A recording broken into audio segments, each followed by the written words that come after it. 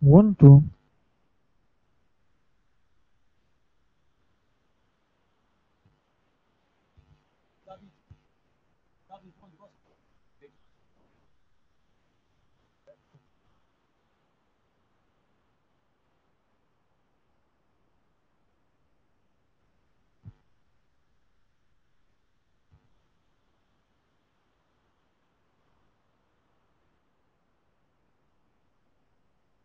One, two, one, two, one.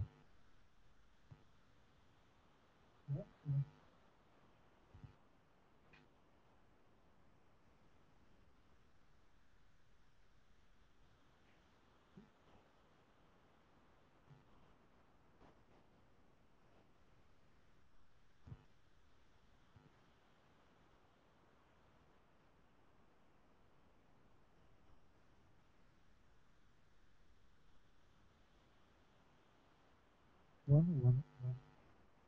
One, two, one.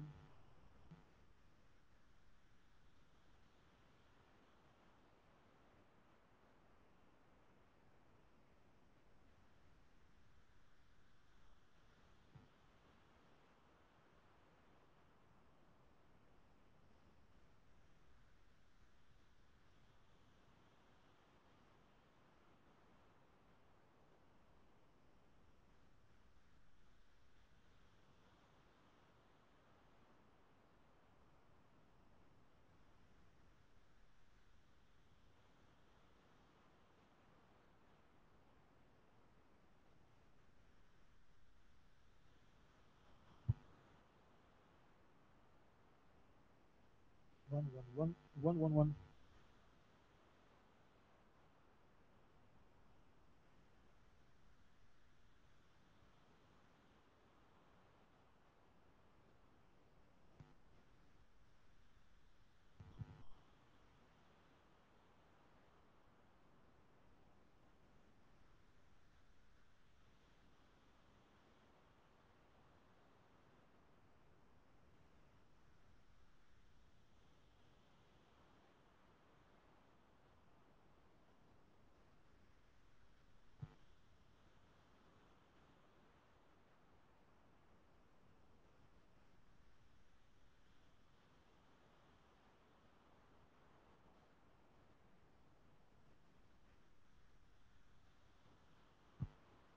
One, one, one, one.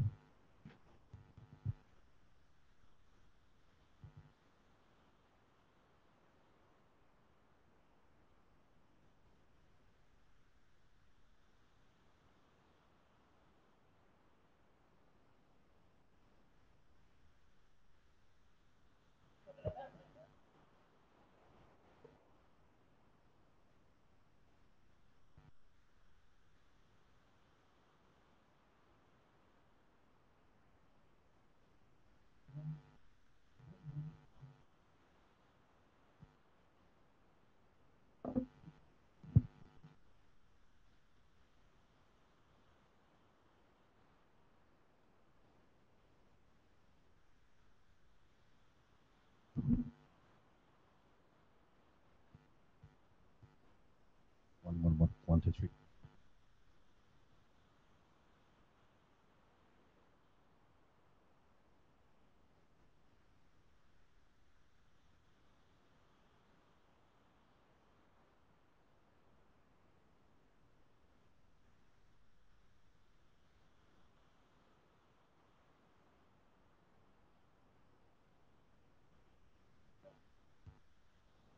One, two, one, two.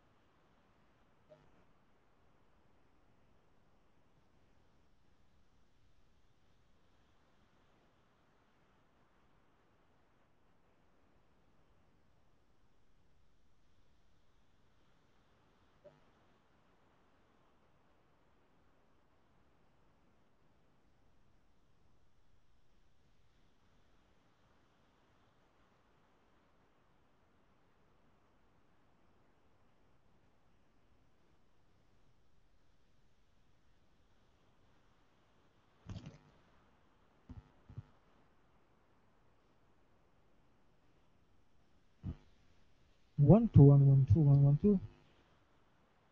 One one one one two. One two one.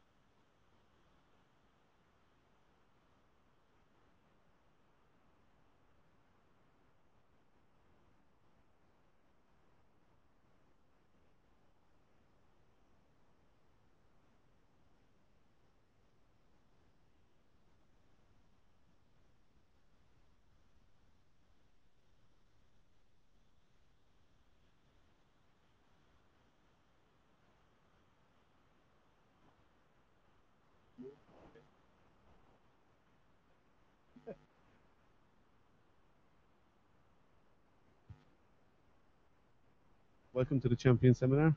I'm joined by Billy Bourne. Billy, how are you, mate? Grant, nice to be here. Thanks for having me. Can you just tell us a little bit about yourself? I'm Bourne. I'm 42 years old. Actually, 8 years this year since I actually competed. I'm involved heavily in early prep, true prep, the other athletes in early. It's a great honour to be involved. Currently working heavily now with Dawid here at the moment, getting ready for his season coming up. Previously, I was 2006 overall world champion with NABA. I was the first Irishman to get placed at the Mr.Universe. And I came sixth at the Pro Mr.Universe in 2006. Back in my younger days, I think I was the youngest ever qualifier for the men's AFBB World Championship for the Northern Ireland. And I was 3 times world champion with the IAWA all-rounders. Multi-world record holder. Trainer of champions, I suppose. Well, I don't know about trainer of champions, but Yes. they are all champions in my age still, so we're getting there. A lot of accolades there. Well, bum myself up better now. Will we ever get 10 on that skin again? Pardon? Will we ever get some 10 on that skin again? No, not me. No, No. definitely not. I take enjoyment there to see my people get on stage now and be the best that they can be. Yeah. You know, not everybody you're going to train is going to be champions or Yeah. first place, but it's a really big achievement for a lot of them just to even get on this stage, you know, and pat them on the back. Getting back to the all-around weightlifting championship there, you were saying, like, can you give us a rundown of what that was? Well, Too often you hear of it now. Well, the IAWA was set up, I think it was maybe in the early 80s, and had the first World Championships back in 87, and they collaborated along with the USAWA, the United States, Yeah. and I was very fortunate to compete in the first World Championships.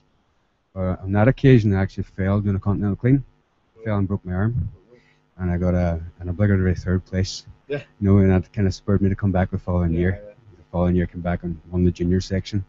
I got placed in the men's, and I've done the same for the 2 preceding years. And in the third year, I actually came back and won the men's division as well. And it was great. I noticed there on the internet at the moment, you know, it's very curtailed back, and I would love to see more youth come back into it again and give it more new lease of life. Yeah. So maybe over the next coming years, I might get involved in that and try and incorporate an Irish team on that. You know, and it's great. There's a lot of the guys doing CrossFit now. Awesome. That's a really good workout regimen to get involved in. Yeah. You know, it works your whole body. Like, Yeah. they compete in over 144 different lifts, maybe possibly even more now. Yeah. But it's awesome.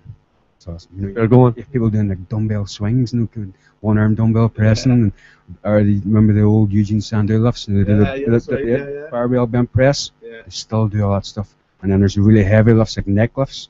You have guys lifting maybe 600 or 700 pounds to a neck lift.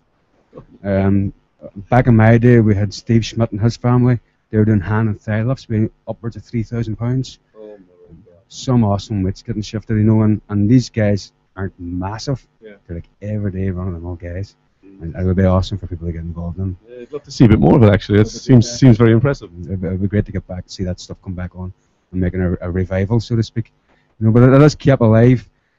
But it's just, I don't think it gets the credit. Yeah. You know, that is, you know, even the people involved in it are just a really, really good bunch of people. Yeah. You know, I do keep them abreast of the stuff through Facebook, just not involved in it no more. Like the community, probably. It is. You don't get the credit that they deserve to. You know, then the characters is amazing. Yeah. I'd say lifting that kind of weight, like.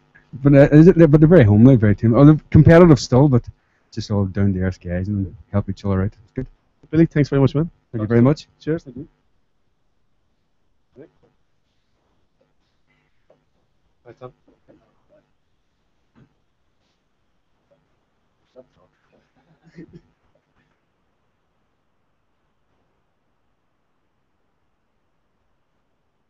Okay, welcome back to Champion Seminar, and I'm joined now by Tommy Staunton. Tommy, how's things, man? Good. It's nice to be here. This is my first time in Galway City, so it's nice to be here.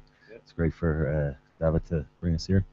So I'm going to enjoy some of the questions. Yeah. Yeah. I'm sure there'll be a lot of them thrown at you anyway. Yeah. Well, I'll just pass them on to Billy. Yeah, exactly. Safest. Yeah, that's it. You know. But no. Just give us a little rundown about your previous history before we go a bit forward. If you don't mind. Yeah. I started competing back in 98. I won my first contest in 2001 and 2002, and then kind of took a little bit of a break and came back in 2005. I won the overall RBBF, and then I done NABA Class 4 and won that. And then after that, I went on to compete in the NABA Worlds twice, placed top 6. In 2012, I won my category in NABA Worlds and NABA Universe. So, you know, I'm doing all right. Yeah, I have good stock anyway. Like that's good, man. Yeah. So my next show will be the 7th of June, and that'll be the Worlds again, the Pro World class. 4 or 5 months away, is it? 5 months away. Yeah. So. How's everything leading up to it? Yeah, everything's great. Yeah. I'm just basically, I'm not in full, obviously. Yeah. Like I still train hard, but diet and stuff like that won't start for a bit yet. So. Are you happy with the progress going into the before you start your prep? You probably have to ask me that about you have to ask me that about 2 weeks after the show. No, you never know coming into a show. What way every show is different for me, and my body reacts differently all the time. So, but as long as I bring in my best package, you won't really know until you strip away some of the fat. you can never know how your physique is going to look until maybe 2 weeks out. So, well, I've kind of come across kind of a way for me that works very, very well. So I'm going to try it this time, and we'll see if it works. We'll make into that a little later anyway. Tommy, thanks very much, mate. Cheers, buddy. Thanks.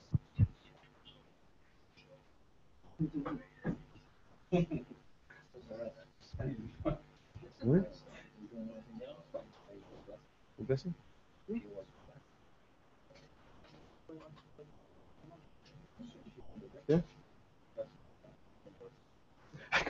Don't worry, he'll be asking you questions. Let's keep it short.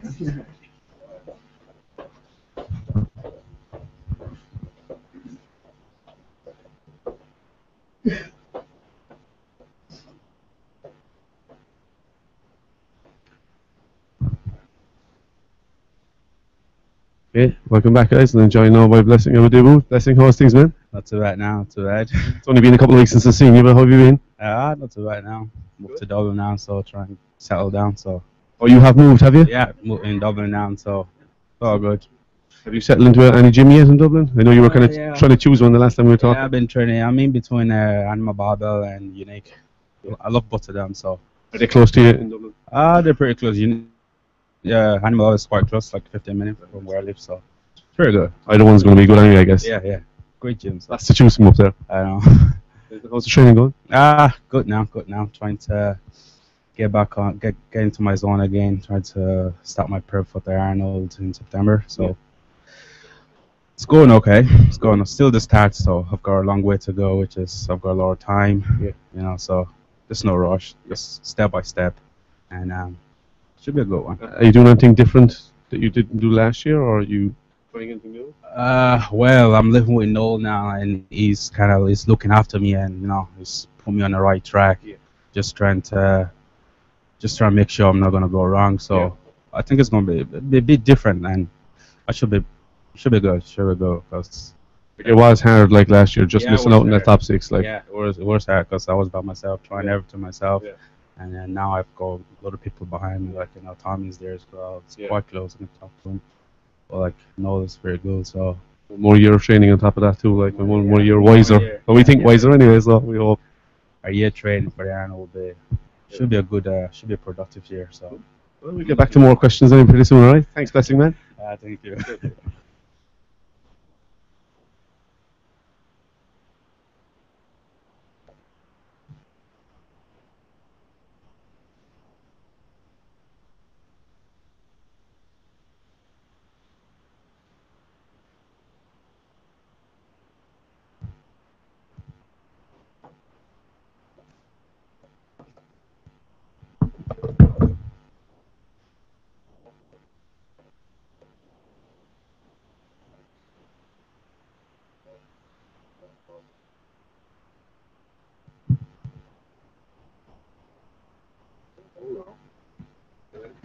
So now they said where you got 2 plastic bits. Yeah. Take 2 screws out. This whole panel that's soft.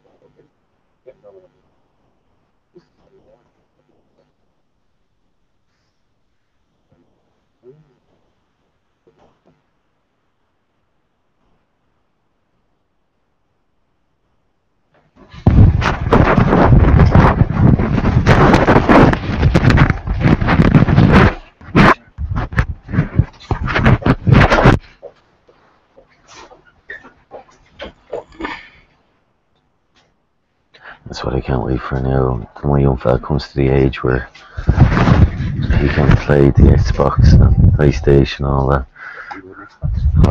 I got rid of him, you know.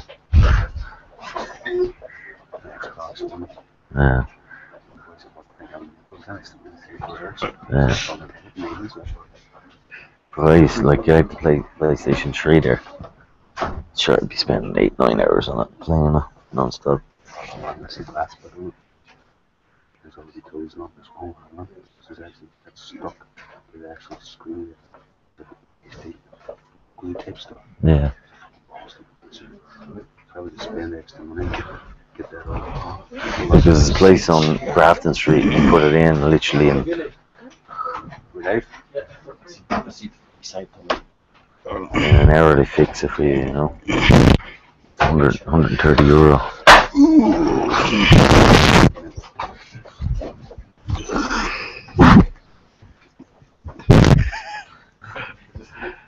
I'll be passing them down to you, don't worry.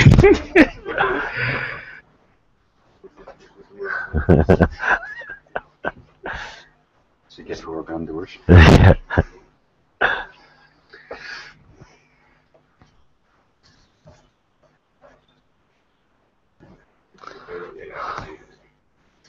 Take them off the table.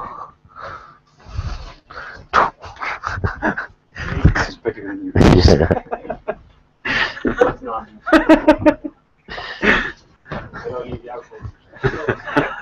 You get different pictures?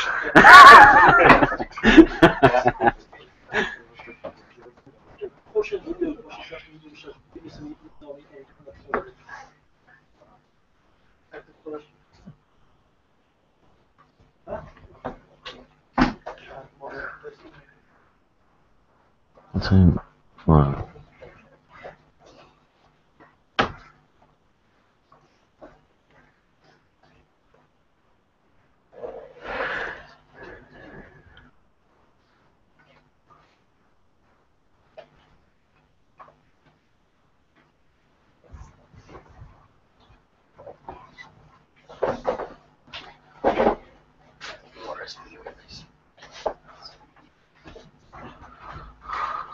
Some very serious faces out there.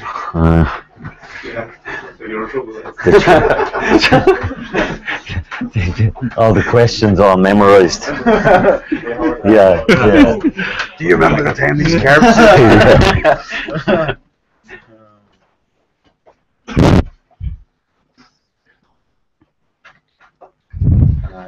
Guys, if you would have any question, Lucy will have a mic, so just ask about the mic first, okay? Actually, Lucy take care of it because we just want to make sure that our fans on Irishmuscle would like to hear the question too, you know? So if we wouldn't use the mic, they didn't hear the question, which is actually important, alright?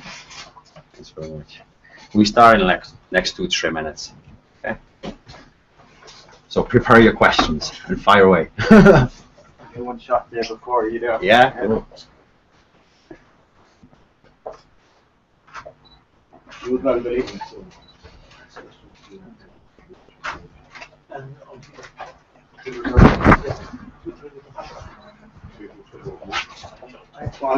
Alright. Start you going. That's it. Finish for you the sun.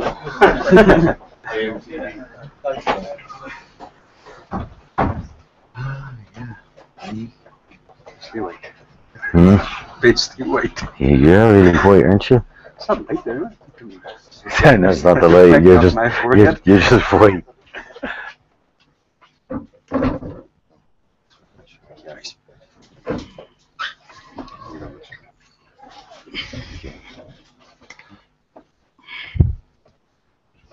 Free advertising for Reba. Oh yeah. Have they done this?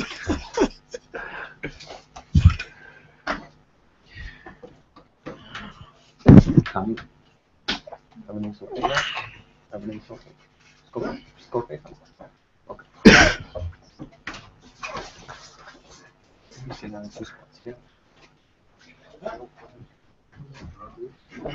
There's free. Any free? 2 spots, yeah.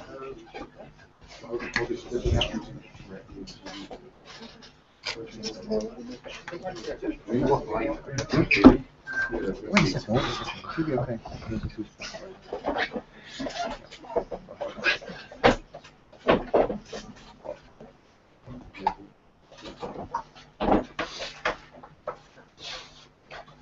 I think we're ready.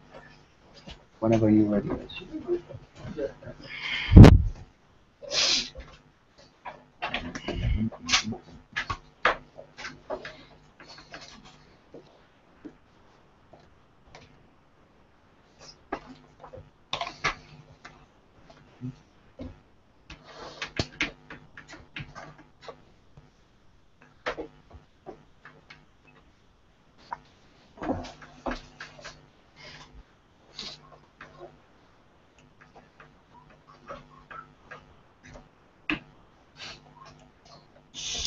The confessions? Yeah. I hope you concentrate on the questions, guys. Your only last chance, you know? Questions. How's it going, buddy? Have a seat right there. I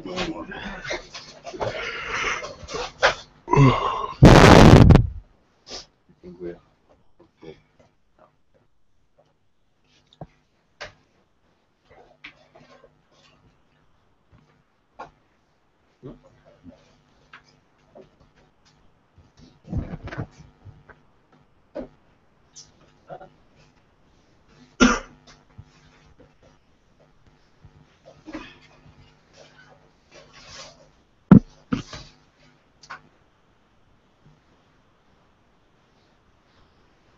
Right, guys, welcome back to the Champion Seminar. I've got a question on the boards from Petar Suglik, and he's asking sodium use during prep. How much, I guess, and do you use it, and so on. I suppose I put that to the full panel. So I guess, say, Billy, you want to start? Yep. I would keep salt in my diet right up until about 10 days out. Salt, maybe 3 of my meals. My dinner, lunch. I've actually advised Dawid to put spices on his food as well. I was actually completely cut, you know, during all of my prep. Sodium, like, I was using just a bit like pinot with salt. Usually, when I was cooking rice or pasta, what I always recommend to not using any spices, like extra one. But since I started working with Billy, you know, Billy just recommended me to use a bit sodium to keep a bit better my fullness, because all right, maybe I've been like more leaner and more shredded, but I found as well that I was losing this fullness because I didn't use that spices at all. And that was just like maybe 2 weeks ago since I started using the sodium when Billy recommended me, and I already see that my vascularity is going much better, and I feel much better fuller, you know. So You're going to get better pumps as well. definitely. But I found when I had this, not just sodium, salts in general, potassium, having them in your diet while you're exercising. If you're exercising strenuously and you're doing your cardio, you're sweating a lot. You're putting a lot of water back into your diet. Them salts just don't come from nowhere. They've got to be replaced somehow. So we're not like everyday Joe Blogs where you're sitting in our. We don't get a chance to sit around your house all day and they're not sweating. They don't need all the extra salt and potassium that we do as athletes. And so you got to put that back in. A lot of supplements do come heavily loaded with them things, you know, as flavorings or as additives to bulk things out. But by and large, I would keep sodium in maybe even as close as even the last week toward the show. Well, what I do is I keep it in until I start carbing up, and I take it out when I carb up. And then when I'm dry, I add sodium back in on the morning of the show. But throughout the whole contest prep, I would use salt in all my food. I would use ketchup and barbecue sauce as well, a little bit of mustard on stuff as well. So I don't think there's any harm in using Very delicious any. prep. So I don't think That does add flavor to the food. so yeah, so I don't see any harm with sodium at all. So when you take it out then at the end, especially when you're drinking so much water, I don't really cut the water severely anymore. I find once I take the sodium out, my body flushes the water out pretty quickly anyway. So, and then once I'm dry, I add sodium back in. It just helps with a fuller look on stage. A rough guide I was sort of taught, for every gram of sodium you're holding 4 grams of water. So you can imagine if you cut this tummy right, this is cut your sodium out even in the last few days. You're flushing that water out. Your muscles are still carbon up, so you're going to need water from somewhere. So where does the water come from? It's all under your skin. So it just sucks it in like a hoover. It's a good job. We've got one here from Adam Kelly. When trying to lose body fat, should cardio be done in a totally fasted state? I think that should be done in a totally fasted state, or with some protein or BCAAs consumed beforehand to prevent muscle breakdown. I always advise putting BCAAs in. As told Dawid already. I've always done it. Like 10 grams or more? No, I wouldn't. Not even as much as that. 5 grams. 5 grams. Just to offset any muscle wastage. Yeah. Absolutely. I always use the BCA and like after the weight training when I'm doing during the contest prep. If I'm doing cardio, I'm taking around 10 grams of the branched amino acids just for protection of the muscle. And I really believe, that that's something what I really needed. I don't know, but I think just because of BCA, there's a less chance to lose that muscle. And I used to actually use BCA as well before training, but since I started working with Billy, I've changed it a bit, and instead of using BCA anti-catabolic product before training, now I'm using intra-workout. Just drinking, and to be honest, it's nice and tasty as well, because during the contest prep I cut out all of the sweets and that kind of stuff, so at least I can use a bit BCA flavor it, with the water, and I found it good, so far like 3 weeks, but I feel it different, so definitely I would be recommended to use after the weight training some branched amino acids. What about your opinion, Tommy? Yeah, with the cardio, fast. I don't really believe in. I don't do sometimes I do cardio in the morning, but I don't take any BCAAs or anything. I'll just have some water. I'll do usually. Sometimes it's a power walk. Even on an empty stomach. On an empty stomach, yeah. Because I believe that nutrition's so good for my system.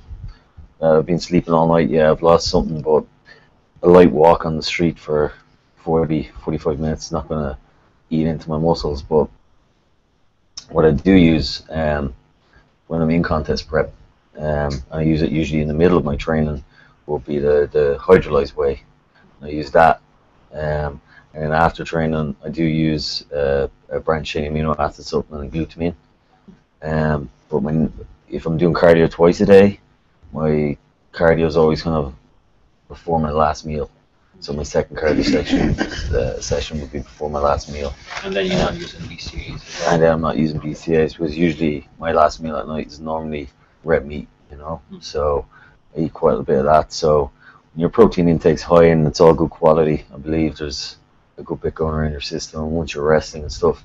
And I never really feel tired or worn out. And I was discussing it with Billy earlier that I always get stronger in my contest prep, getting closer to the show. I get stronger and stronger, so I've never felt to overdo, just to be so kind of like caught up in branched chain amino acids and glutamine and stuff like that. I just eat my food, make sure that it's good quality protein, because that's going to be floating around your system anyway. So yeah, that actually you just touched the very interesting topic, which actually I would like to talk about you guys a bit more, because it's something completely different for me as well. What I'll be planning to do when I contest prep.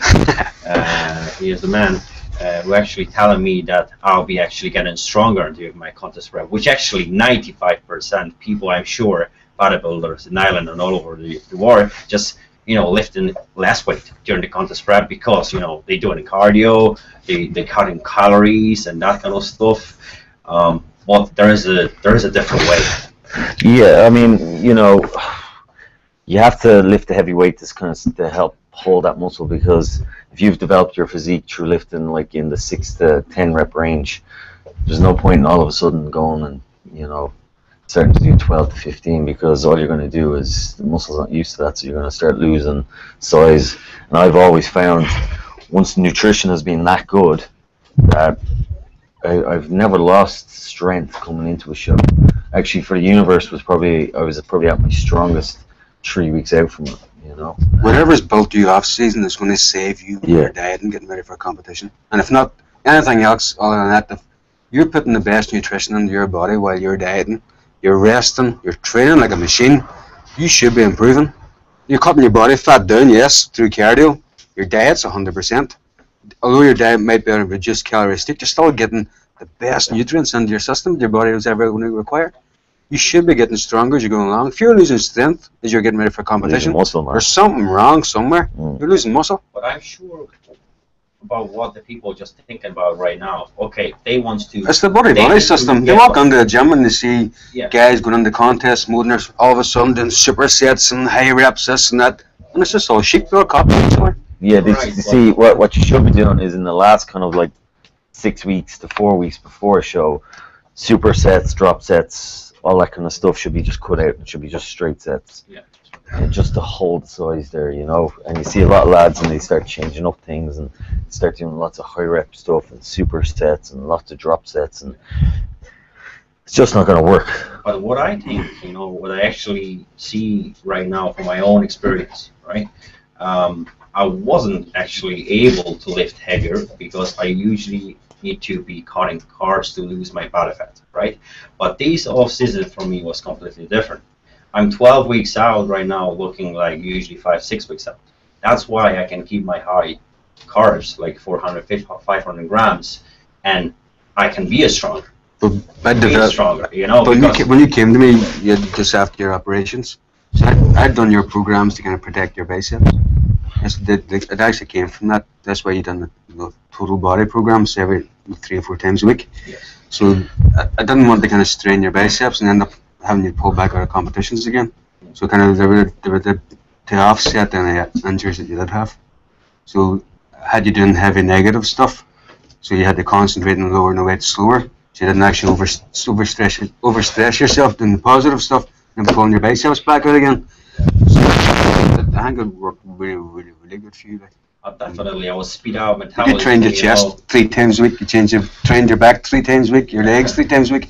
But we changed the actual exercises around too. So you had your stretching movements in one workout, your compound movements in the next workout, and your concentration movements in the third workout. So you're actually training different neurological patterns as well within them workouts. So you're not overtraining. You could train 3 times a week the same body part 3 times a week. Low volume. And you weren't overtrained. Yeah. Yep. And that's what I actually trying to explain people who actually probably wondering how they be able to lift heavy. If you will be quite good condition before your contest prep, it means that you don't really have to sacrifice, you know, a lot of food, you know, exactly. And calories. You can keep it high carbs. You can keep your strength. You can still lift heavier, as Tommy and Billy said, you know, and you can keep your size. You can actually grow to the competition, you know, because usually 12 weeks out, I'm like fast metabolism person, and usually 12 weeks out, I was starting anyway very small cardio, like 25 minutes 3 times a week after the weight training session.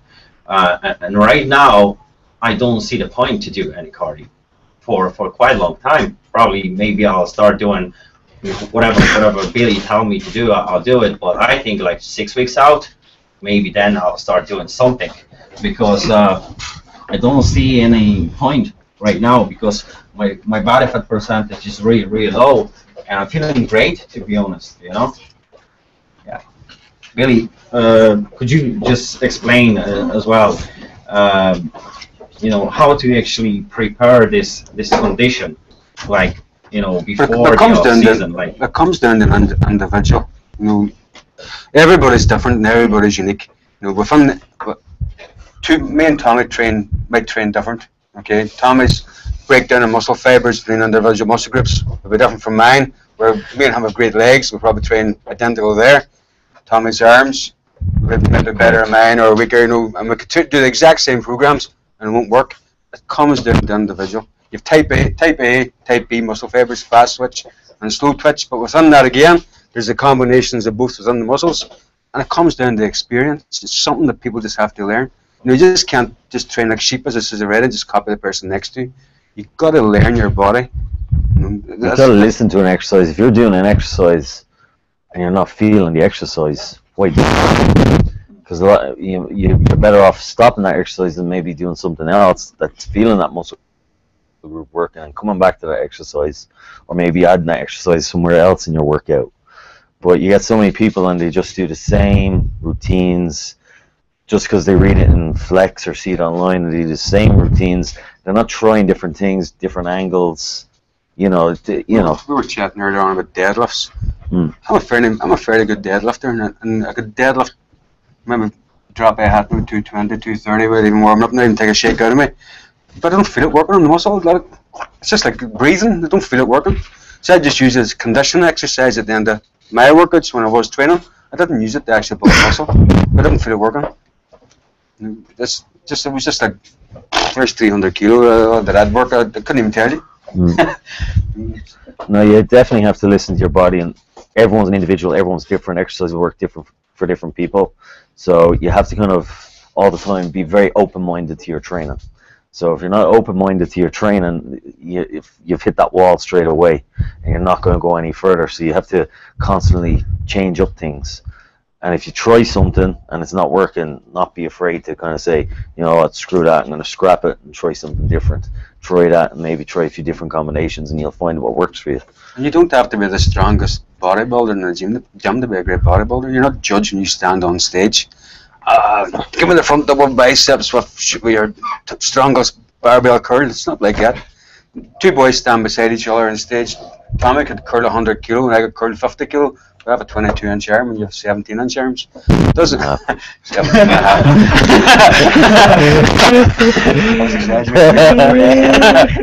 But you're not judging strength, you know. And when you're in the gym too, don't get sucked into the big ego trip of trying lift heavier and heavier and heavier. To the extent that your exercise form goes, feel the muscle working. Use the exercises that you can actually feel moving the weight. If you get to the point where it's going numb and nothing's, it means nothing to me. But you're still shifting 300 kilo, but nothing's happening. What's the point of doing it? Just move on. Don't get sucked on the big ego trips and trying to beat the next boy next to you in the gym just for the sake of just shifting more weight. All muscle. In time, the strength will come anyway, and you will be a better bodybuilder for it.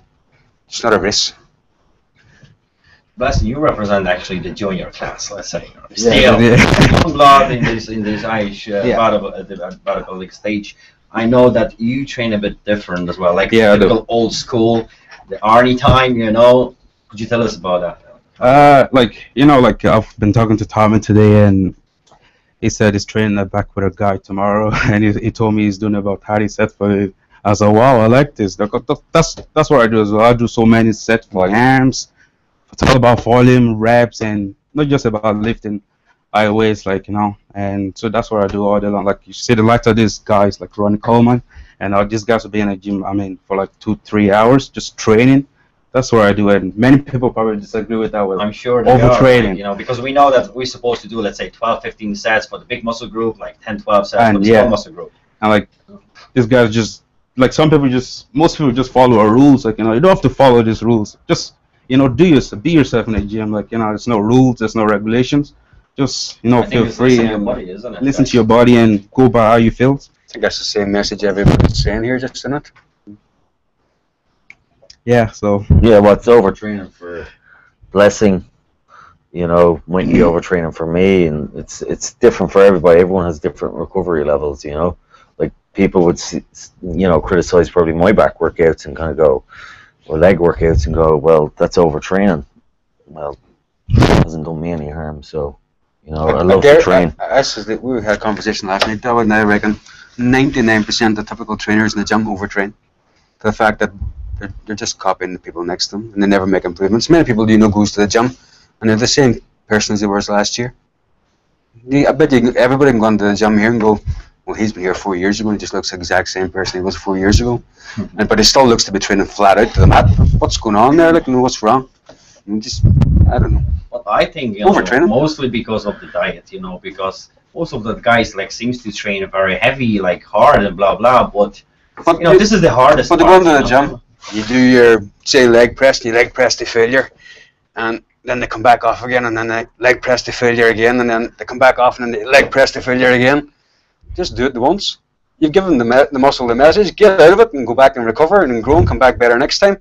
You keep overtraining, the compounds up until nothing's actually happening, and you actually end up getting weaker and weaker and weaker, or the reps go down, and you think, Jesus, I've been training 6 months. I'm still only squatting 250 kilo. What the fuck? You should be improving every time you go to the gym, even if it's only about 2 kilo on a lift or whatever. Pick an exercise that you want to be, that's going to give you the best stimulus and give you the best growth. For me, I got great workouts at a squat and leg press, for instance. So I was going to the gym. I build up very quick. So I do 2 reps, move up with 2 reps, move up with 2 reps, move up. Today I can't do any more reps at 2 reps per set. Come back down to 70%, strip down to 70%, and rep out the failure to whatever I can get. Maybe it'll be 10 or 12 reps. Strip back down, maybe 20% off that. Back out the failure, and that's it. Done, dusted. That's my leg workout. So you talked chest about workout last night with 25 minutes, 30 minutes. Like a Dorian E style, right? Sort of. One working. A hybrid. It actually came from Bob Kennedy. Bob Kennedy went to like Ronnie Coleman. Bob Kennedy used to be the publisher for Muscle Mag International. He's passed away now. He sat down with like Ronnie Coleman, back even as far as Arnold Schwarzenegger's days, and looked at all the programs that everybody was doing. And he says, you need to train heavy to stimulate your fast twitch fibers, but you need to train in between somewhere to stimulate the whole lot. So what kind of workout comes along to be able to do that? It's actually him come up with that kind of rep scheme. So I just kind of tailored it a wee bit more for me. And I thought, this is class, this is the job. So that's the way I work on. I did it for chest, did it for shoulders, did it for back, did it for legs. And I went from 10 stone 4 pound in November 1991 to 15.5 in June 1992. Around 5 stone in 6 months. So and it does work. But it's painful, and it's hard, and you have a sore every day because your body's constantly growing, and you've got a fortune buying new clothes, but it works. We've done this style yesterday, chest workout with the belly, with that 2 reps. We was actually explaining, like we was doing like a few warm-up sets with the incline barbell press. Just a few warm-up sets of all the exercises you're going to use. You see Dorian Yates doing it. He picks all his exercises, goes round, does maybe 2 or 3 warm-up sets, and then he just plays into the work again. With the 2 reps, we start like, let's say 60, 70, 80, 90, 100. 110, 120, 130, and 130 I actually failed with the 2 reps, and then we just done. That was how it actually worked in sets. So I've done two reps with 130. We've done drop sets for 100, and then 80. Yeah, and then for 80. And then two sets in with a flat press. Yeah. 2 sets, just 2 drop sets to failure, and then 2 sets on flies to failure, and that was chest. And that was chest, like take 40 minutes, you know. Not even 40 minutes. 40 minutes last night because we were explaining. Yeah, exactly, but that's what we call the intense. And you were working. You know, and I still feel my chest like big time, you know. So now I understand how the guy is trying to explain that you should and you can lift heavy, you know, because I don't know. I understand well what you want to do, you know, but I think, you know, you just stimulate your muscles by heavy reps, like 2, 3 reps. It doesn't mean that you need to do with them like 10, because I wouldn't be able to do 10 with 130. But you will be, eventually. You know, hopefully. Hopefully. But, you know, still, you stimulate by 130 kilos your chest, and then you go doing straight drop sets, and you keep doing, you know, just keep pumping, you know, and the chest just bloating, you know. I found great, you know, and that's how we. It's so simple, and it's dead simple. It's not hard. It's not complicated. It's not rocket science, but it's maximum workload in such a short period of time, and then it's out of the gym and then recovery, and that's it. No 2-3 hours in the gym, not required. You can't train the failure set after set after set, and if you can, we haven't trained the failure to start off with. You train the failure. You shouldn't be able to do set after set after set. It's impossible. We're not built for that. You'll end up being sick. You know, the nervous shock, even alone, would you couldn't go back on the next day straight into the gym and expect to just go to failure on a different workout. It's impossible. They catch up with you. It's just me. Maybe I'm wrong. Maybe you're. Look, I'm no expert in bodybuilding. Not by no long shot. I'm only telling you the stuff that's over the years that I've kind of experience, and I've talked to some great people and great knowledgeable people. They're very technical minded. I ain't got technical knowledge like that, but I do know what has worked well for me and the people I have worked with. You know, and if any of you walk away with lessons today, you'll know that don't be sheep. You know, go and get a book. Go and talk to like to Tommy. Go and see Dawid, and get their knowledge and go and apply it. And the gym's it's priceless. Yeah, that makes sense. Huh? Right, guys. I think we might open up some questions to the floor. If anyone's got any questions for the guys. Fire away, guys. Don't be shy. Yeah, anything at all. Second for Mike, yeah.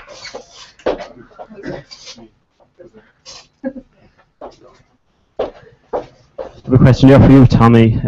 Just in the NABA, the world's coming up and stuff like that. How much, what are you expecting to come up with this year yourself, package-wise, compared to last year? I'll be straight up with you. Very impressed last year with, or 2012, sorry. Yeah. So what have we some special well, this you year? know what? I'm not going to go and go say I'm going to be bigger and better, this, that, and the other. But hopefully, I'll bring in the same kind of size, and maybe just a little bit more kind of a grainier look. And I'm just working on little areas like arms and stuff like that, and just bringing in a little bit better of a kind of like a grainier, harder, mature look. But at this stage, I'm not interested in getting any bigger. So I'm just working on little body parts like calves, a little bit more on hamstrings, a little bit more on bicep. Still applying the kind of same exercise that always works very well for me. But as regards to how I'll do in the contest, I never go into a contest saying I'm going to win it.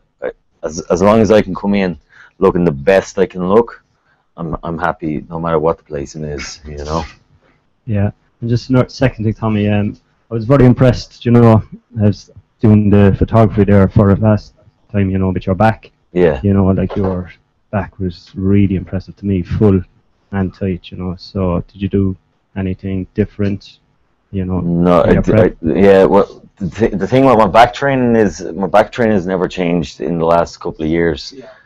Yeah. And I've always, what I do is, with back, I hit it from every angle that I can possibly hit it from. To the point where I feel like, someone's beating me with a baseball bat when I've left the gym. But I hit it from every angle. And I train with kind of like, reasonably heavy weight, but I hit it from every angle. And I've still trained that, but my back is never kind of, like it's always in condition.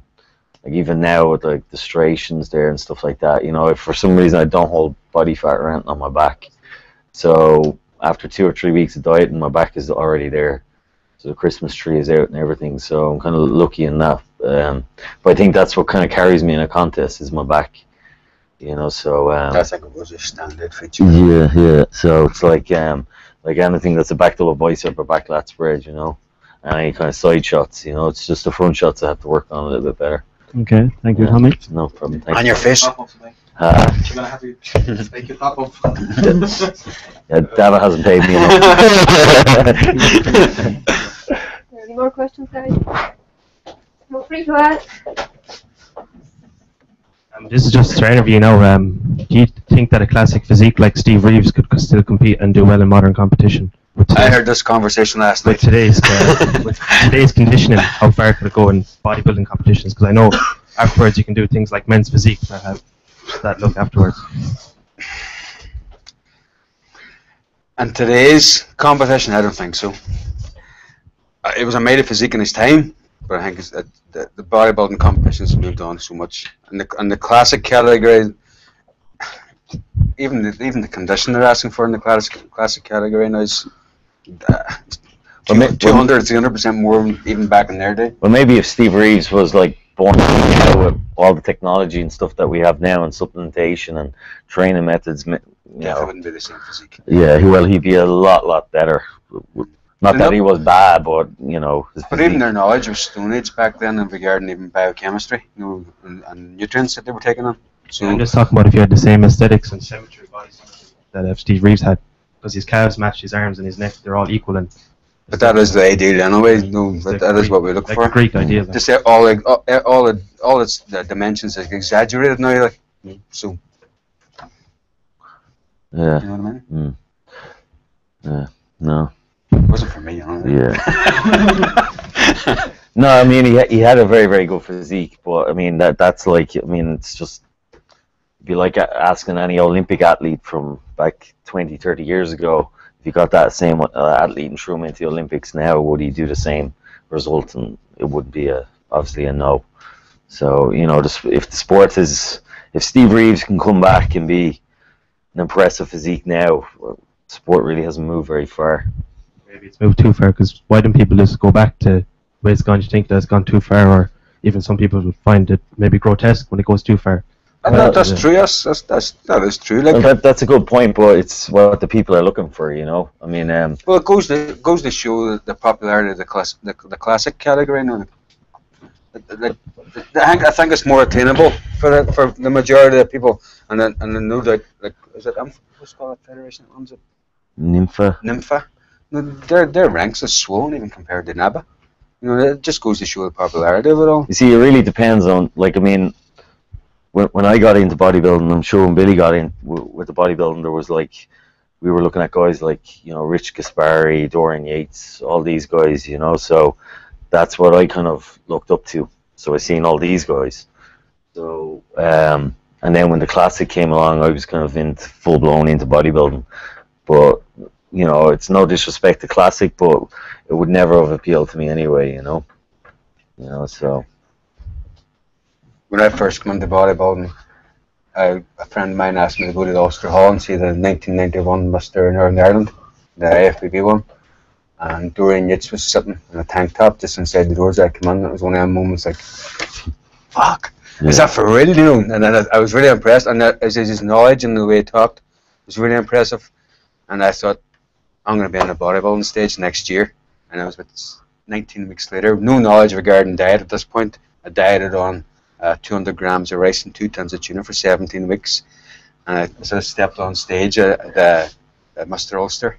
The first timers, one friend was doing the junior category. I was only 17. My other friend was doing the schoolboy category, and I didn't want to compete against them. But I was ripped to the nuts. I was shredded.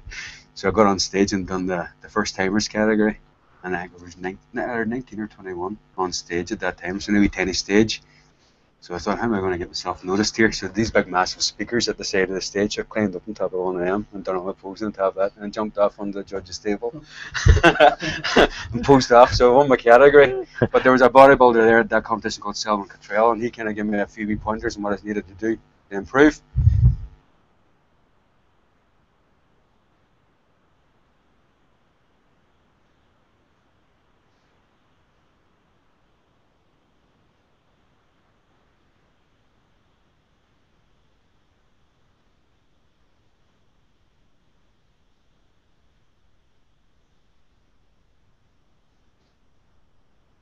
The same person from the year before.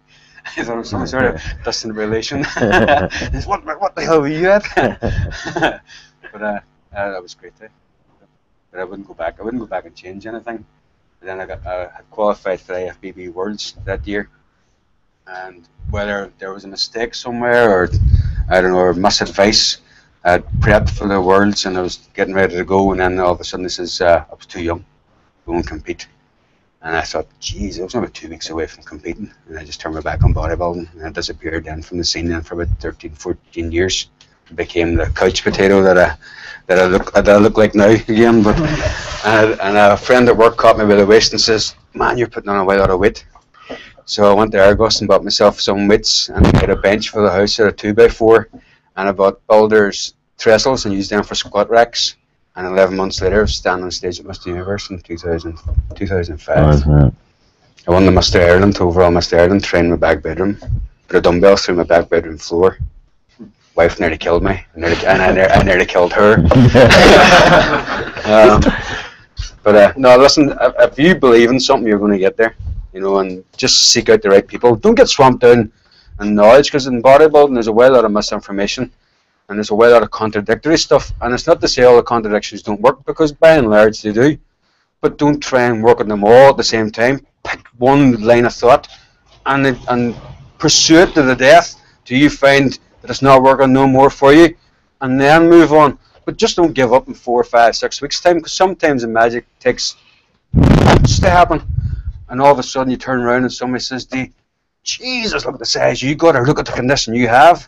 And some as bodybuilders, we're blinded ourselves. I'm sure you yourself getting ready for competition, you stand in front of the mirror and looking, haven't lost much weight, but your boyfriend or your husband's going, Jesus, you've changed even since yesterday. But we don't see it ourselves. You know, like I was growing non-stop. I know my t-shirts was getting tighter, and my clothes couldn't even wear jeans for years. It didn't mean nothing to me. I was like, it just looked normal to me. But then people was looking at me going, "Ugh," you know. But I just loved the feeling of being strong. I wanted to walk down the street. Didn't want to be in good shape. I just wanted to be the strongest motherfucker walking on the street. And then to a large extent, I probably was in Ireland at that time, yeah. like, you know. But I loved it. Loved it. Loved every minute of it. And I had a lot of injuries. I came in towards after the Worlds in 2006. I took an umbilical hernia, impingement in my shoulder, and I had knee damage done. And I thought I needed to take a break. But I got an invite then to do the PDA show and then the Pro Universe, and so I'll soldier through it, but it wasn't to happen. Just the injuries were just too much. So I put cardio in, which I never done cardio before, and I put cardio into my routine, and just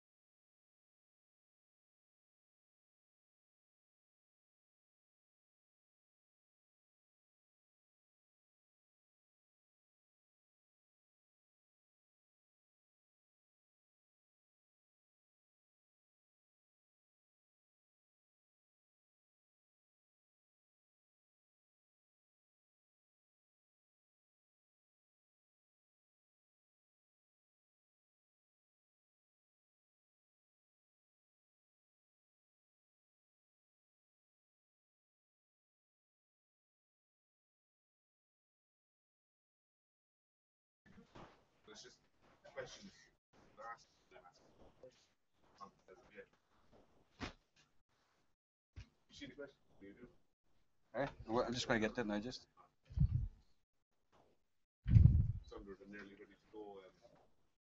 Oh.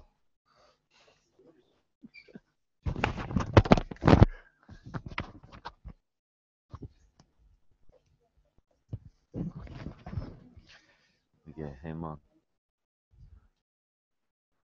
We'll have to get him on. Somebody hasn't sent me a question then. Ask Thomas. Where is it now? Irishmuscle on this.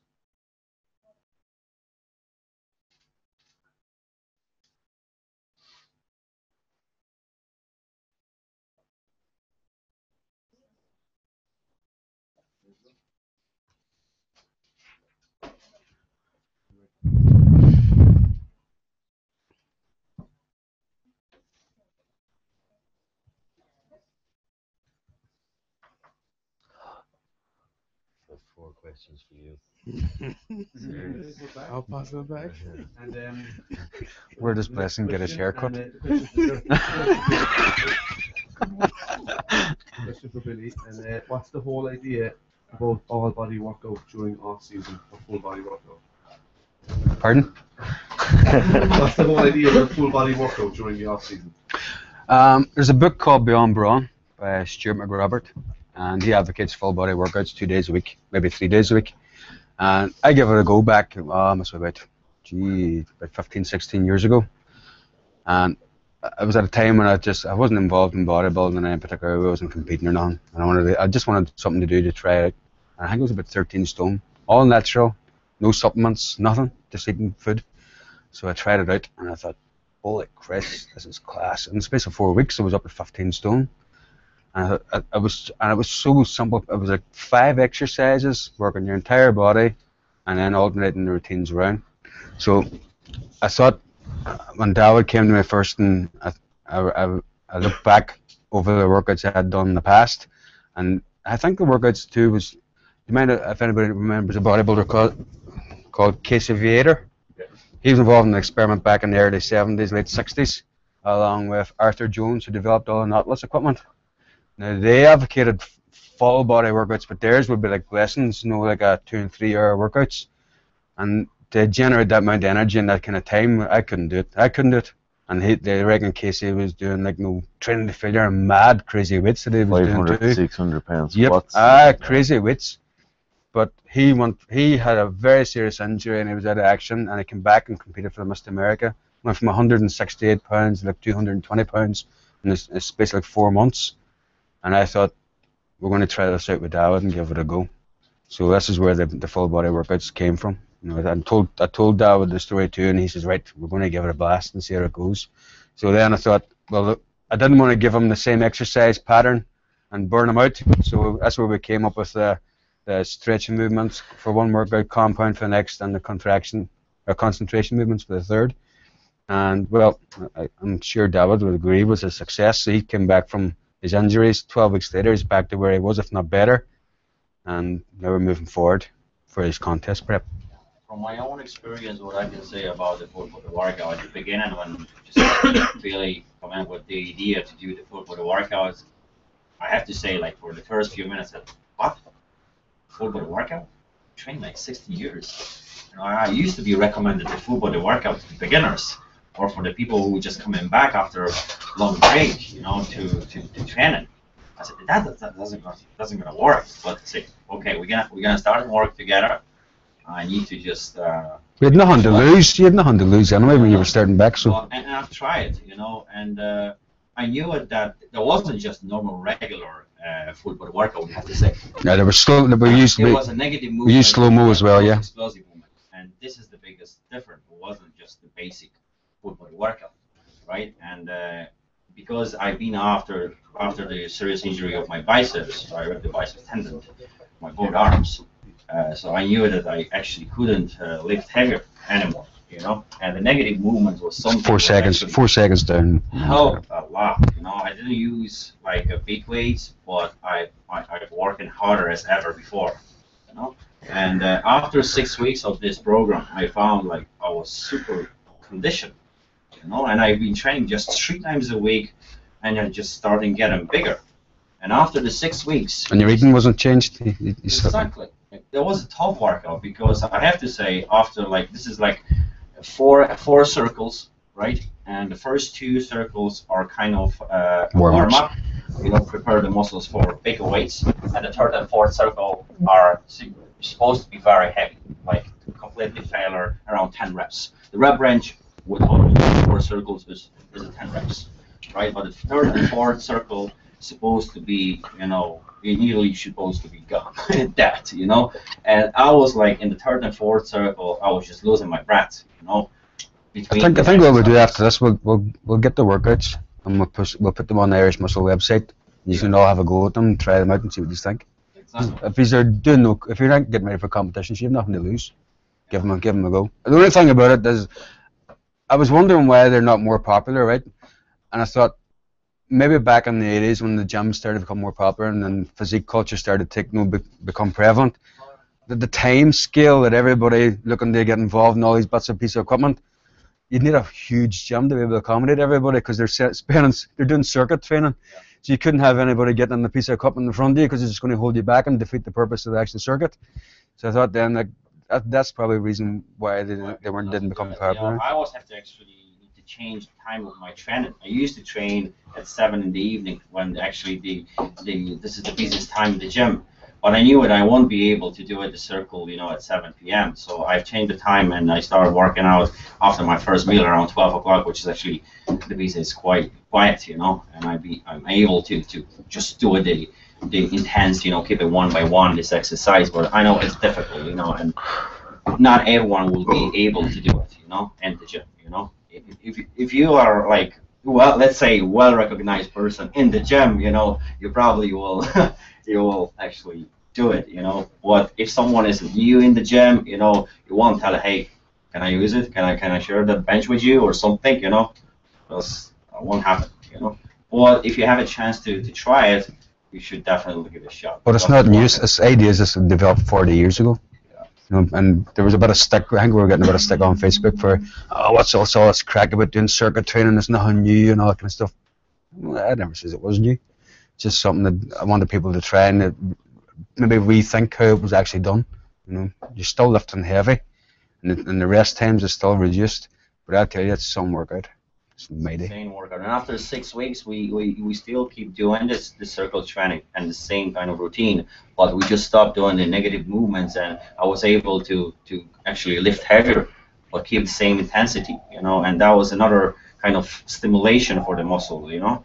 That's how that was possible to keep improvements, you know, for me by doing this 12 weeks program. And after this 12 weeks, I started my preparation just a week ago, and I back to split, and I already feel that 12 weeks break from the split actually worked for me very well, because, you know, I started doing like very high, let's say low volume compared to that what I used to do during my contest prep, when I used to do 15 or 20 sets for each muscle group. Now I'm doing like 10 compared to that 3 sets, which actually I've been using, you know, with the full body workout. Now I'm doing 10 sets, so it's a big difference already for me, but it's enough stimulation for muscle, you know. So that's how I actually found great. Bigger, better, and rip the shreds. Open up to the floor again, guys. Any questions out there? Fire away, guys. It's your chance. Yeah, don't be shy. I'm sure we have a lot of questions. Everyone knows all the answers out there, huh? Yeah. Okay, maybe any questions about the competition for this year, and the plans for Dawid and bless you and Tom. Okay. What is your target for this year? My plan for this year, I'll be coming back after almost 1.5 year break from the competition. I didn't compete in 2013 because of my injury, and I'm just getting ready for the show in spring. There will be probably 2 shows, maybe more. It depends how I'm gonna look like at the stage and how I'm gonna feel. But I'm gonna start in the middle of April. It's gonna be show. I almost confirmed the show. It's a loaded camp in Denmark, organized by IBB. It's very well organized show, actually, hosted by Gasp and Better Bodies. It's kind of Grand Prix Denmark. It's an international show, and unfortunately there is no my class. It's just under 80 and under 90, so I'll be probably coming under 90. Expecting to be at the stage, I don't know, I think probably 84, hopefully 85, something like that, because 4 weeks after that I'll be competed at the European Championship in Santa Susana, the 16th of May. Actually, I'm not very lucky with this date because we expect a baby. 16, and the due is for 16 May, so the same date as a European. Hopefully my wife will be a bit late with the baby. That's the plan. Well, the prep started already, so we'll be there. We'll be ready to rock. Well, my only plan is just to give the Arnold a go again because my last year as a junior bodybuilder, so I'm gonna have like a whole year just to prep just for one show, just to have my focus and my aim on one show, so I can really nail it, and hopefully. And I've got Noel as well as looking after me, so there's no way I can go wrong with that. So it should be a good year. So I have to say the Blessing was very, very close to final the last time, and a lot of people think that Blessing is supposed to be in the top 6. You know, got the first call out, he looked great. It was very close anyway, but I'm sure he's hungry as ever. Yeah, jeez, I can't wait. You know, that's gonna be his chance, and I think that's a good point that you just aiming for that one show. Focus on there. Focus on 100% focus. Tommy. Yeah, and my one will be in Belfast in June. That's going to be the Pro World Championship. So, Your first show as a pro, Tommy, isn't it? Yeah. So. That's a big time. Yeah. So it'll be me and Billy. I think are the only two. Two. Yeah. Two pros. Two pros. I'm just wish I was back. Yeah. So I'm gonna do that, and I'll go from there. I never kind of like I just take it one show at a time. So I'll do the worlds, and I'll see how my body feels, and I'd never jeopardize my health for, if I didn't feel good after that show, I'll probably wait till next year and do the Universe next year. But if everything is good, I'll do the Universe this year as well, which I think is the 25th of October. So I'll probably do that. But the main thing is to remain as healthy as possible. I have Dave Warner on here on Facebook, who is organising the Worlds, and he says, hope everybody knows buys a ticket. So when is the show? 7th of June. 7th of June. Yeah. And it's in the not the Ulster, what do you call it? The Waterfront Hall, yeah. Irishmuscle will be covered, so you'll have a chance to see everything. It's a fantastic venue, actually. It's class, yeah. They had the World Police and Fire Games there this year, and I got the opportunity to judge that as well. Some venues, great there. Car park and everything beside it's class. And I had the chance the last year to take a part as an Irishmuscle team in one of the shows. That was Naba, Northern Ireland. Northern Ireland. In Ulster Hall. I have to say that crowd, it's insane, I was just jealous as athletes, to these guys who was actually at the stage and get the ovation, like almost standing ovation, It's great, eh? It's a great show. Definitely. Great fans up north, eh? Fanatics. Fanatics. Yeah. Any other questions, guys? Don't be shy, anything at all. Go back to the boards here, so guys. Mr. Steve Reeves, give it this.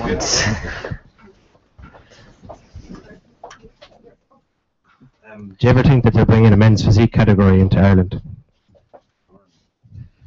I can actually say, as a bodybuilder of IABB, with Michael Baldwin, president of the federation, and of course the federation is open for this class, and I think it's just about time, because everything actually was coming, to IABB. It's just take a time to take a part of Island Show, So I'm sure maybe nationals, not for sure for the spring, but I guess maybe nationals. If not this year, definitely next year.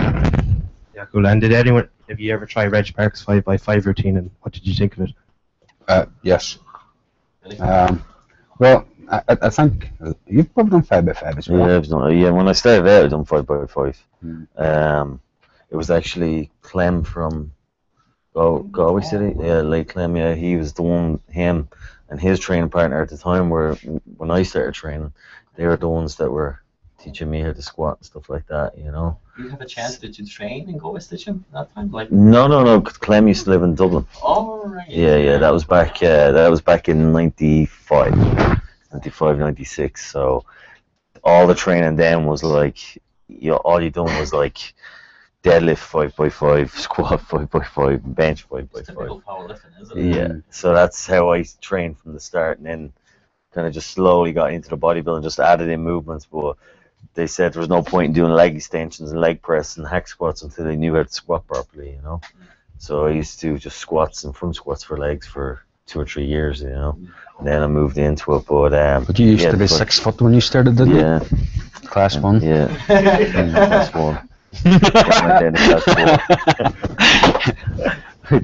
There you go. Do you see? That's for slag. It's God watching you. It's shelf falling apart. Alright guys, cheat meals during contest prep, your thoughts? Me, yes. I done them myself. Probably cheated myself. Extra cheat meals as well, probably along the ways. But just because my body needed them, you know. But I didn't go overboard. I hear people using cheat days. No, just cheat meals. You know. What type of a meal would cheat be for you? I wasn't a burger and chips kind of person. Just like more of what I was eating, more or less, like, you know. Apple pie. My own experience about the cheat meals during the contest prep, you know, I'm not sure when I'd be allowed to have them right now. He said no. But so far, by 3 years, I found it that I really need them, you know, because I'm like actually a fast metabolism person, and I've been losing, you know, my size and my fullness very quick, and usually I've been cheating like one meal like every week or every 10 days, 14 days. It depends. I've been actually watching my body, and since I start to see that I'm getting more flat, you know, or something like that, I had a burger. You know, I had a burger. Usually that makes me happy. You know, I don't need any sweets or something, but I love the burgers. I think it's a mental thing too, like, you know. I think as human beings we need variety as well, and to, like, if you have 6 meals a day, 7 days a week, it's 42 meals. You know, to have one meal, one cheat meal out of 42 meals in a working week, it's nothing. Go, just mind yourself when you're on them, like, and yeah, one more thing, what I can actually tell you what I've been doing the last time before my nationals in 2012. It was night before the show. I've been working with the coach from Poland this time, Alex Borkiewicz. He's the world champion as well of IBB. And I've been sending the last 3 days, every single day, the picture to him, right? And I always found out that on Wednesday, the first day of carb loading, I look actually the best. And Thursday, Friday, when I'm dropping a bit carbs, I'm sure I've been doing something wrong because I was getting flatter. And on Friday, when I sent them the last pictures, and I told them about my expression and feelings, I said, I think I'm getting just smaller and getting flatter, you know, and what I'm supposed to do. And he said, listen, you know, you go to McDonald's right now, right, as your last meal, and make sure you order Big Mac, apple pie, fries, and Coke, all right? I said, are you insane? Tell me that. No, do it. But make sure you'll be eating that around 45 minutes. Eat it slowly. You know, make sure, you know, your body will digest it properly, right? So make all of those meals and go sleep, okay? You'll see when you're waking up. All right, so I remember I was eating that, and I said, oh my God, what I'm doing, I'm gonna do crap tomorrow, you know. I said, I'm gonna just, you know, bad. That's a bad idea. Well, finally, next morning when I just woken up, you know, I just looked at the mirror. I said, oh my God, I was just full, dry, vein was everywhere. I was ready. I knew it. This is my personal best, you know, and it's working for me brilliant that time. I think that was a big time about sodium as well, you know, a bit, you know, because usually I cut the sodium completely, you know, a bit that fat, you know, a bit the sodium, I'm sure like Tommy and Billy, I heard about that Tommy recommended as well as first thing in the morning, like first breakfast, like day in the show, steak, some egg, full eggs, something, bacon a bit, Or a little bit like that, pancakes or something you know, like so that. Yes. I've done it like night before, and probably guys do it like first thing in the morning, but it's working, I think, similar. Can I ask, would this work for the girls as well, the same way, or? To be honest, with my own experience since I'm working with the girls, I never recommend them like a cheat meal. But I've been recommend like very similar breakfast, you know, as Tommy recommend as well, like some kind of steak, some egg, but full eggs. Fry, oyster fry. You know, something like that. Definitely. On the day, on the show. In the morning, like make sure there's the 4 or 5 hours before, you know. And no fluids. Yeah, exactly. No water. Scrambled eggs and all that stuff. But I think that would be good if the girl would have a chance to try before. What would be the reaction if you will feel bloated or something? Yeah, like that's that. what I'm afraid of. Like, you know, I really But essentially, you're going to be ready for your flat. show 3 or 4 weeks out. You don't want to be getting into the last week and starting to panic. So 3 or 4 weeks out, start to cycle your carbs and see what's the best way to do it over the weekend. So if your show's on the Sunday, start cutting your carbs back on the Tuesday, Wednesday, Thursday, and carb up on the Friday and Saturday, and see what you look like on Sunday. Have your cheat meal on Sunday morning or whatever it is. See, it depends as well on the amount of food that you're eating on your diet as well, because the last 2 shows that I done, I didn't feel I needed any cheat meals at all because my carbs were high and I was eating a lot of red meat and stuff like that. So I kind of stopped and asked myself, do I really want to eat something that's, you know, like a burger or a pizza or anything like that? And the answer in my head was no. So, you know, and even after the show, you know, for a week or 2 after the show, I didn't even want any of that food, you know. So it really depends on if you're dieting and you're not getting in enough calories, you know, to sustain your body. For stuff It's your body's instant reaction to kind of want something quick, and your body kind of you kind of associate that with like McDonald's or pizza or whatever, or ice cream or whatever, you know. But if your diet is really, really clean and it's full of good nutrients, I don't think you need, personally myself, I don't think you need a cheat meal. I think a lot of people, as you were saying, it becomes a mental thing. Yeah. It's just they pacify, it becomes boring, but you're eating cardboard. Because you'll get people doing, and they'll go, well, you know, I'll stop doing my cheat meal 6 weeks out. And they get to 6 weeks out, oh, I'll cut it out next week, this will be the last one. And then they're a week out and they're still not really ready. And you get people that do that, and then they go overboard and they get sick. Absolutely. Right. Yeah. You know, I have to say as well that when I'm coaching the people, during the contest prep, I let them to have a cheat meal only if I think they like already look very lean and good and solid. You know, I wouldn't let them to do any cheat meals before I'm sure they be ready for the stage. You know, that's how I'm working. And how far you go actually when you stop with your cheat meals at all? Like how many weeks out? That just depends on the individual's condition. How you look like. Because if the girl would be, for example, or a guy looking good like 5 or 4 weeks out, you know, I know that I can actually tell him, okay, you know, if you need it, if I will see that, I don't know, he's kind of really tired, you know, with the diet and training and everything. Okay, have that meal. You know, I know from my own experience, it just makes me look bigger. Because funny thing is, after those cheat meals, I usually losing my weight.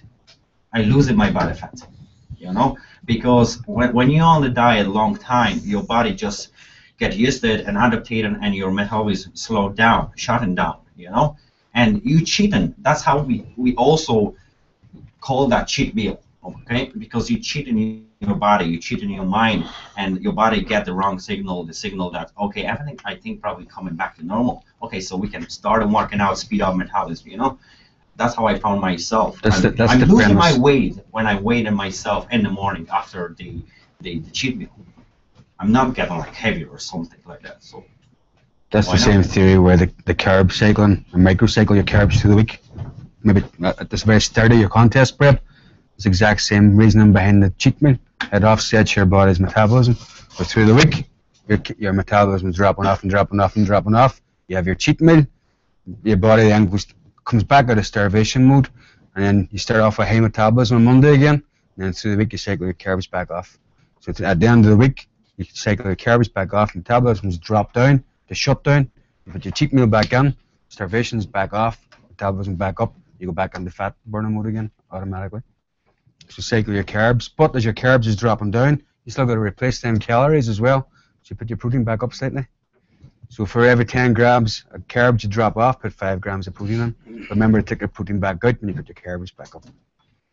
But like for the beginners or for the people who are just starting the contest prep, I would be recommended also always consider with some, I don't know, maybe not a coach, but someone who knows, we can actually even send the pictures, because you'll be watching, you'll be, look at you, in the mirror and you'll say, oh, I'm not happy, I'm not ready, blah, blah, Always make sure you have a second person, but make sure this person would be, honest with you, You look like shit. Exactly. Don't do the show. You're gonna embarrass yourself. I hate you, Tommy. It is true. Like I never ever actually I'm so too critical to myself, and I can see the other person can see It's not good to have a loved one being your critique as well, because they're the one who hurt your feelings. So don't have your boyfriend, your husband telling you how you look, because they don't want to be on the bitchy side then when you kick off. What do you mean my bum looks big?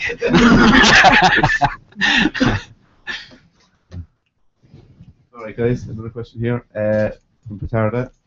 Fat loading instead of carb loading before contest. I've done that for my first Mr.Universe, and it worked a treat. But it was great. But when fat loading, you just got to be very careful as well. You can still spill over the same. Depends on your fat source. It's better. I found it better to use saturated fat, on my red meat and that kind of stuff. Just go for thick cuts of meat.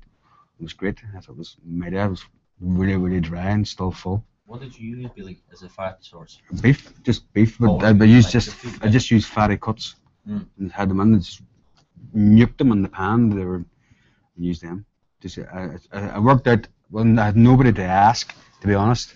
So I thought I looked back at my prep for the Mr. Ireland show, and I just used my calorie count that I had every day, and I tried to work out, right, I want to use fats, so I'll use, instead of using, I carb loaded every 2 hours from Wednesday night right through the 24 hours, 48 hours. So I used 4,200 grams of carbs from Wednesday to Thursday instead of them 24, and then I tapered back to 3,000 grams of carbs from Thursday to Friday. So I worked at the calorie content, and then I substituted that for fat. So where I had 4,000 times 4, 16,000 calories. I moved back in and used that. It was 9 calories per gram of fat.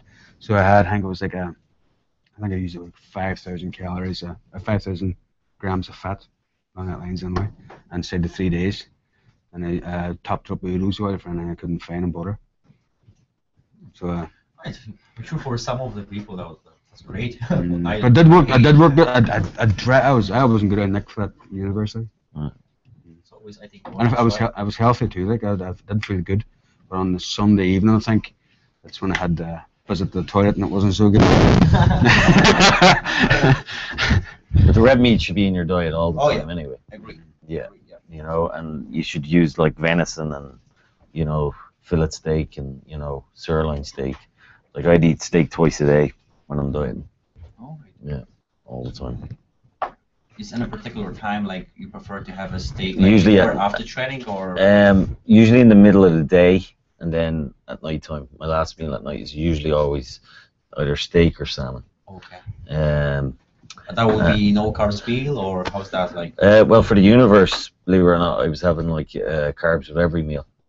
Even last meal? Even last meal, yeah. I was having a baked potato with my fillet steak, and I just kept the carbs in right up all the way. I didn't even actually carb deplete or do anything like that. Just I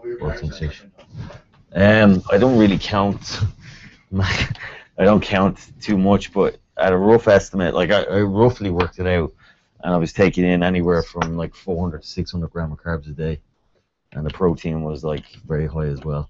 Plus, I was using noodles oil as well with nearly every meal. And then there was people saying, "Oh, you should be using like all like protein, fats, and carbs in all the same meal." But I done it for the Universe, and it worked a treat. I stayed full, and as I was saying to Billy, I was saying to Billy like that was my strongest. I was at my strongest for the Universe.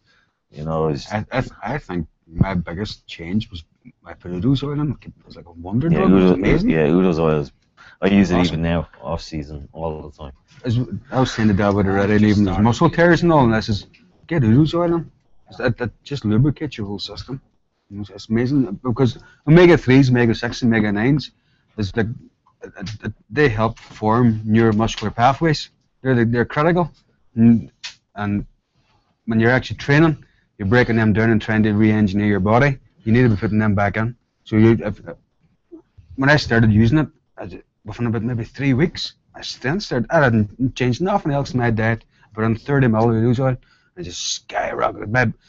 My incline benching went from 140 to about 190 in about 5 weeks, and I was like, what the hell? Couldn't believe it. Breaking the shop again.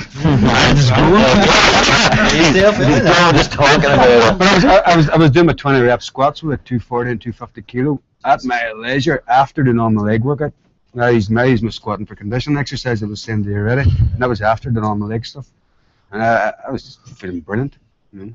I think it's very good. And maybe this is not the tastiest, type of the. No, but don't make it the night before. I was telling you about the spices. Put the rose oil into the fridge. Put all your spices in it, and all your garlic and everything. Just kills the taste of it. Put it over your chicken after. You don't like the taste of it? I don't like it, to be honest. So if you put it on broccoli, be a man. Put it on broccoli. I'm pushing.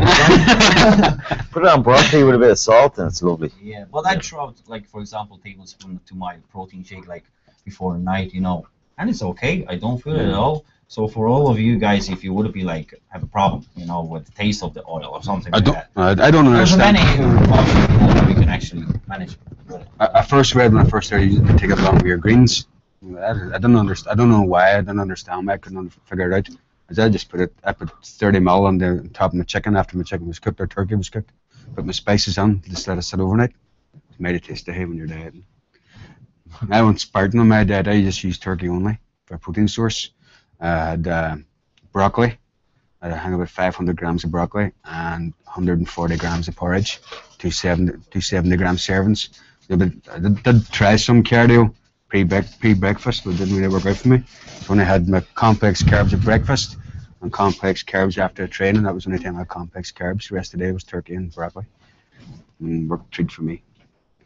So hardcore. You're working as postman, though. You're walking. And I was walking around maybe 7 or 8 miles a day as well. From That was your cardio. Postman. And I would train on an empty stomach and weights. So on an empty stomach. My workout's only 30 minutes, so. Oh. Then it was time to feed them. So. Different. Right, another question here, guys. What are your thoughts on overtraining, and how many times a week do you think you can hit the same body fat? That's an individual thing, you see. Everybody's different. That's what we already had this conversation. It is different for everybody. I do believe that 95, if not more, percent of the people that we know overtrain, just by sheer lack of knowledge and lack of knowledge in themselves. We train the same and remain the same. I think it's all about to listen to your body. But of course, if you don't have experience, about your body, you probably wouldn't know when your body's sending to you a signal that you're probably tired, you're probably overtraining, But if you feel that you can't sleep properly, you're constantly, getting flus and breaking you not have appetite, to eat your food, there is a big chance that you actually overtrain, And I was actually surprised what the Billy said to me like just yesterday, that during my contest prep, maybe there would be a weeks where I'd be training just 2 or 3 times a week only. I said, Jesus, I used to train like 6 times a week, because I thought that's how it is, and we have to train like keep that intensity every single day. But who says that? Just because you've seen everybody else doing it, it's just I have to do it because everybody else is doing it. Everyone thinks you have to train. Like I train 4 days a week. That's during the contest prep too. And contest prep, I might add an extra day. I see me going into the gym and going, shoulders are still sore from yesterday. Way back home again. just rest up, man. Recover. It's bodybuilding. That's what we're doing. That's what we're trying to achieve. Like be bigger, better versions of ourselves. If you go on and train when you're sore, well, your body isn't recovered. You're not ready for the next workout. There's soreness as in like it's a good sore. I feel good, but there's soreness as in I'm really sore. I shouldn't be doing this. You just gotta learn to read them signals. If you're sniveling and out at your work and coming down with slight head colds, or you're feeling like nauseous, your appetite's gone, you're not sleeping it right well. We were talking about sleeping. I only sleep for 3 or 4 hours a night. I don't even contest time. Tommy, you would just sleep too, don't you? Yeah. I don't sleep much anyway. The premise that you need 8 hours sleep to grow as well is not a fallacy, but by and large it probably applies to most people. But I didn't need it. 3 hours, maybe I was getting away most nights sleeping. And I'm the person who need 8 hours, you know. And But you're a baby. If I could probably sleep 10 hours, you know. Well, after May, there will be no sleep. No sleep after May. Thanks. Maybe my baby will be sleeping all night, hopefully. You wish. But sleep and training and nutrition is very subjective, and it's very down to the individual, and it becomes, you have to learn yourself and learn your body. And learn to read the signals. They need to rest. They need more food. I'm eating too many carbs. Look at yourself in the mirror and get honest opinions. Don't rely on loved ones or good friends to give you honest opinions, because they're going to buff your ego for starters, or they're not going to give you honest opinions. We don't want to hurt your feelings. About the sleeping, I have to just tell about the conversation what we actually had, like a long time ago with the Blessing. I met him first time. We done the workout together. And I asked Blessing, so where are you working? He said, yeah, in Tesco, blah, blah. And I said, so how are you working out? He said, yeah, usually twice a day. I said, wow. Okay, are you working full time? Yeah, I'm working actually all with night shift.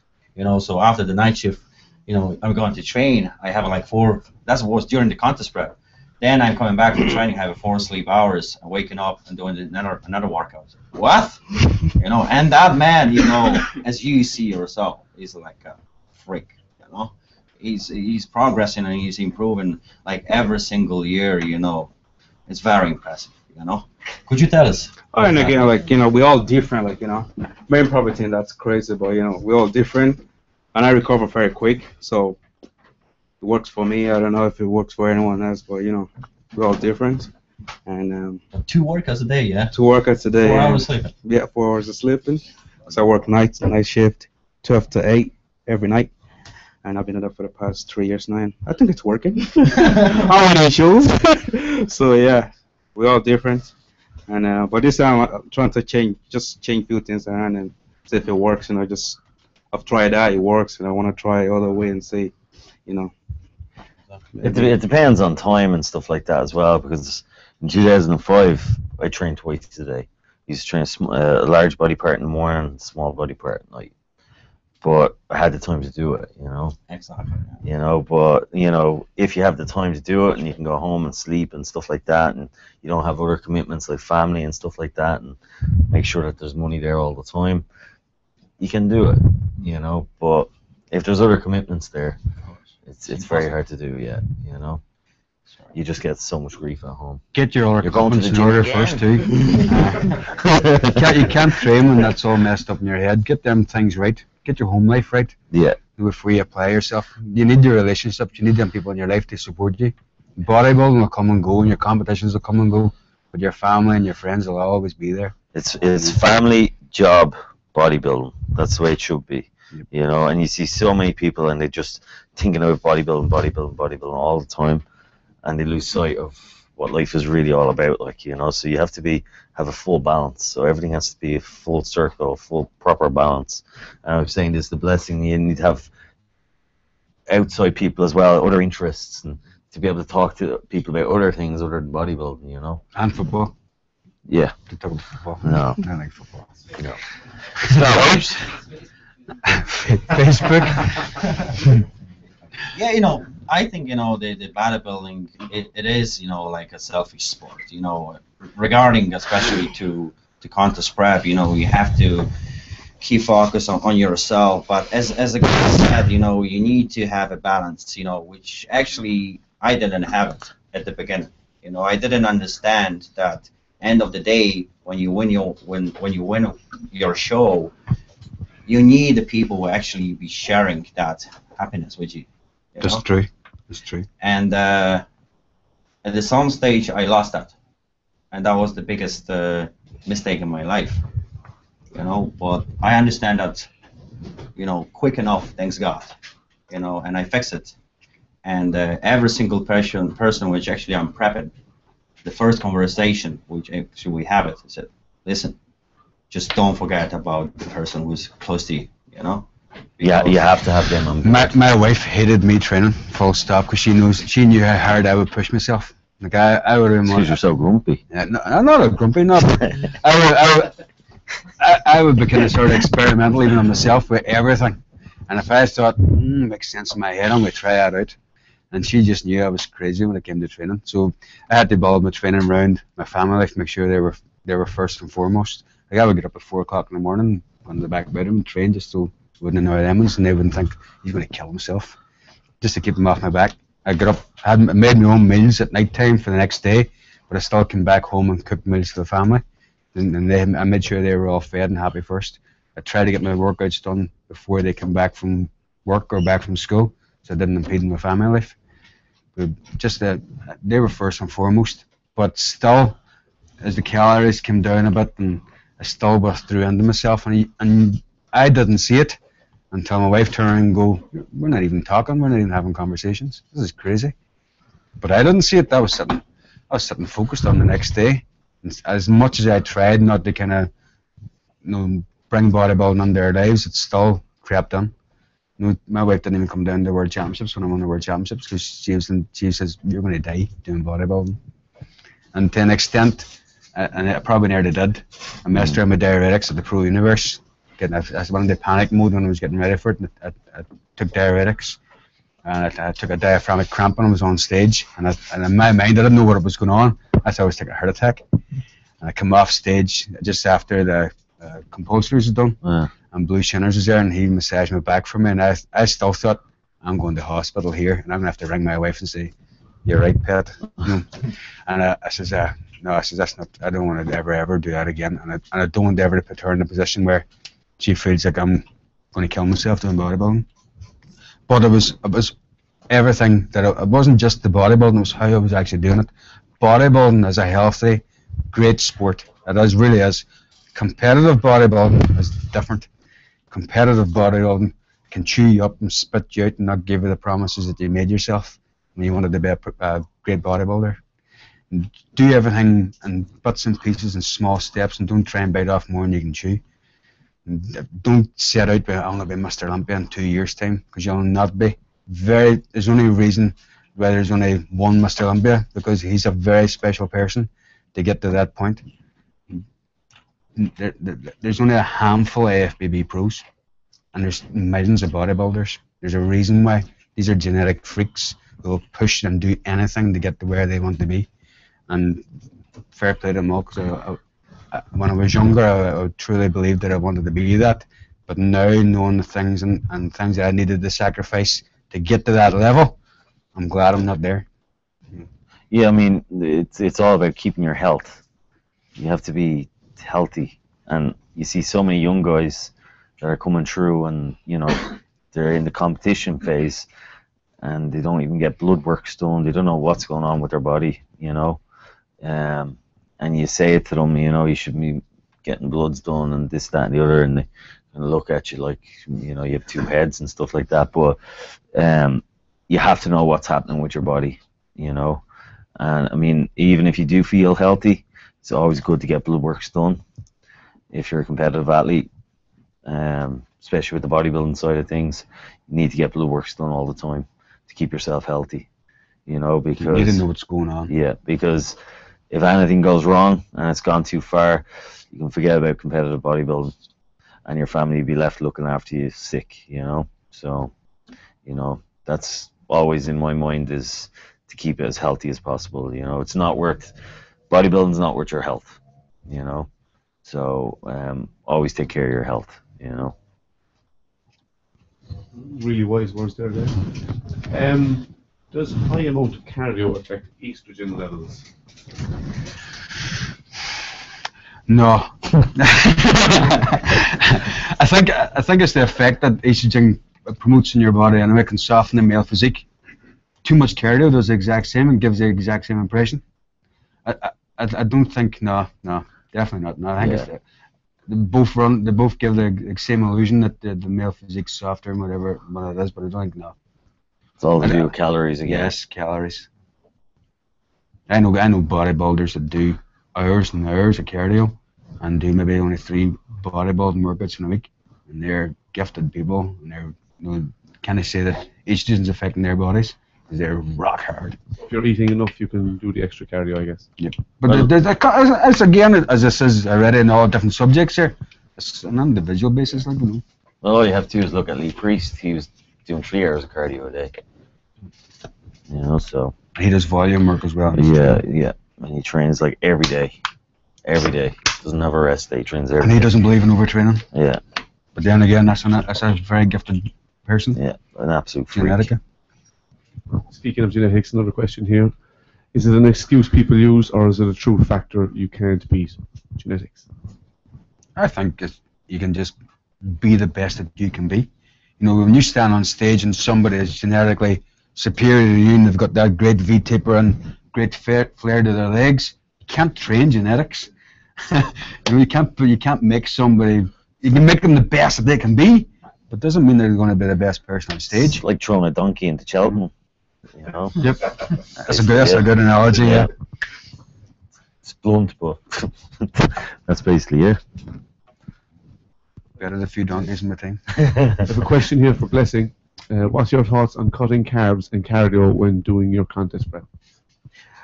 Again, we're all different. For me, my last competition, I never cut my carbs. Like, in most of my competition, I never cut my carbs because all year round I try to stay in shape, and I never do cardio. And if you stay in shape all year round, there won't be no need for excess cardio, like David is doing now. He's keeping the abs going, staying shredded.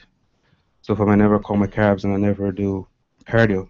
So like if we all just try and stay in shape all year round, just little cardio, and then by the end of the competition, but when it comes down to 3-4 weeks out, there won't be no need for excess, because you see people like 4 weeks out, they're looking big, shredded, hard, and then they start doing all these serious cardios, like, and they start losing their size, So like if you stay in shape all year round, there will be no need for excess cardio, and and again, we're all different. I remember back to, I think it was 2005, 2006. Then he's Dave Fox from Northern Ireland.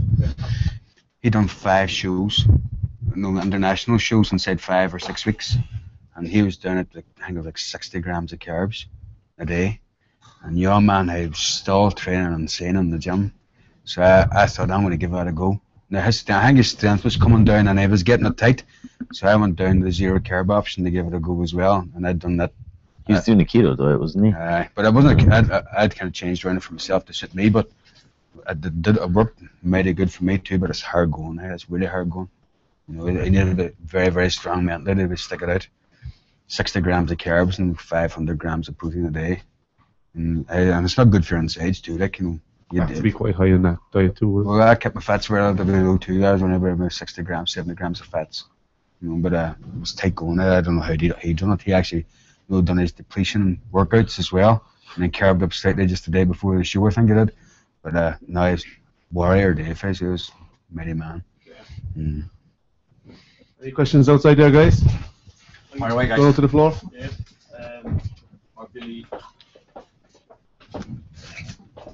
Just a question there that's never been asked in the last few months. I've done a bit of photography for bodybuilding. The standard of posing across the board in Ireland, as Billy and Tommy being international or national judges. What's your opinion? On the preparation? If I was judging a competition and there was 2 physiques very, very similar, I would probably bring it down to posing. But I would start judging the posing. But man, I can't believe it. So many people get months and months of diet and then step up on stage and then let the posing down and don't show off all the hard work that they've done. Ladies are brilliant. Girls are brilliant. Girls obviously put a lot of time into the posing, but men, I was like, hey, get off the stage. But the guys don't realise how hard it is actually to pose. And you can see the guys suffering on stage because they don't practice their posing. I see a lot of people suffering in the mandatories, because they're all against each other. But when it comes to their actual routines, it's not very inspiring stuff at all. People pay big money to get up and to come in and see. They support people too. I think we bit of effort and get your posing routine. Dawid's a very good poser. Thanks very much. Just in his everyday life, but he's a good poser on stage too. I think it's about to enjoy it, at the stage. If you enjoy on the stage and you train and you're practicing, you're posing, like at least, in my opinion, 8 weeks out, you'll be not shaken on the stage. You'll be not soft over the posing, and it brings out condition and cuts as well. Very comfortable at this stage, which actually for the judges is important. Of course, maybe the judges will not score your posing routine. Poses, yes. I've seen guys getting up in comparisons, great physiques, right? Show me your front double biceps, and they're up under. Is it like a series bit, I think? And then they're looking at what are you at, man? And they're looking to see what they're doing. Turn left, please, and they're like, no, that way there, look that way. No. I think that it's a bodybuilding competition. You're coming to show off your physique. Get your posing right. Don't turn up. I'll mark you down. Yeah, and Tommy, you're actually, you do help people with the posing and stuff like that. Classes, yeah. Are you finding it busier, Yeah, I mean, I'm starting classes again in March, and I ran classes I think it was for 8 weeks coming into the NABA and BBF last year, and all the guys that came to me, I think in total there was maybe 25 to 30 guys came to me, and for the first few sessions I was just like that, kind of going, geez, and these were guys that already competed. So what I done was basically do compulsory judging with them, quarter turns and all their compulsory poses, and the guys would be in bits, out of breath, sweating. It was like a workout for them. Some of the guys were playing the next day that were sore, but week after week you could see the guys were getting better, more confident, being able to hold the pose without shaking, sweating, stuff like that, so so when I seen them actually on stage, then it was actually quite, I was quite proud of them, because a lot of the guys actually posed really, really well, and they done exactly what I told them to do, So, okay, and from a photographer's point of view, it's a lot easier for me too. Yeah, to get a picture, yeah. Thanks, Tommy. The posing routines, I picked music in my head. I picked music even now today, and in my head I'm envisioning actually doing the posing to the music, and probably start posing here now if you want to, but never. Go on. We get a bit of music on. I have a very hairy chest, but no, you need to get when you get on stage, even to get up and smile, and when you're doing your posing, if you're dying on side, smile out and radiate confidence out across that stage, because people will look at you. Use girls, all the girls I see going up, and they're brilliant.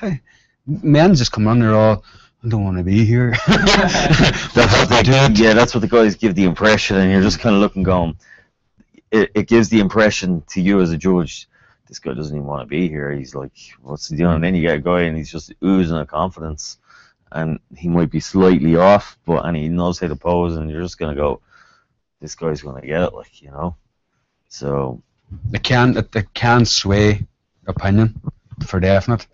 Whether it's actually judged on paper, you are going to look at the guy that's a wee bit more confidence. There was a guy he was in the top 3 actually in the nationals this year, and he just couldn't pose. He was just empty on stage. He tried his best, but just couldn't do it. What do you think that was down to? Just depleted too much? Possibly, yeah. But even at that, I mean, I know I done a show in 2010 in Malta, and I miscalculated everything as in regards to water depletion and stuff like that, and I thought I was actually going to pass out, and I can remember vividly walking to the backstage and saying to myself, there's no way I can walk out on this stage, I'm going to fall over.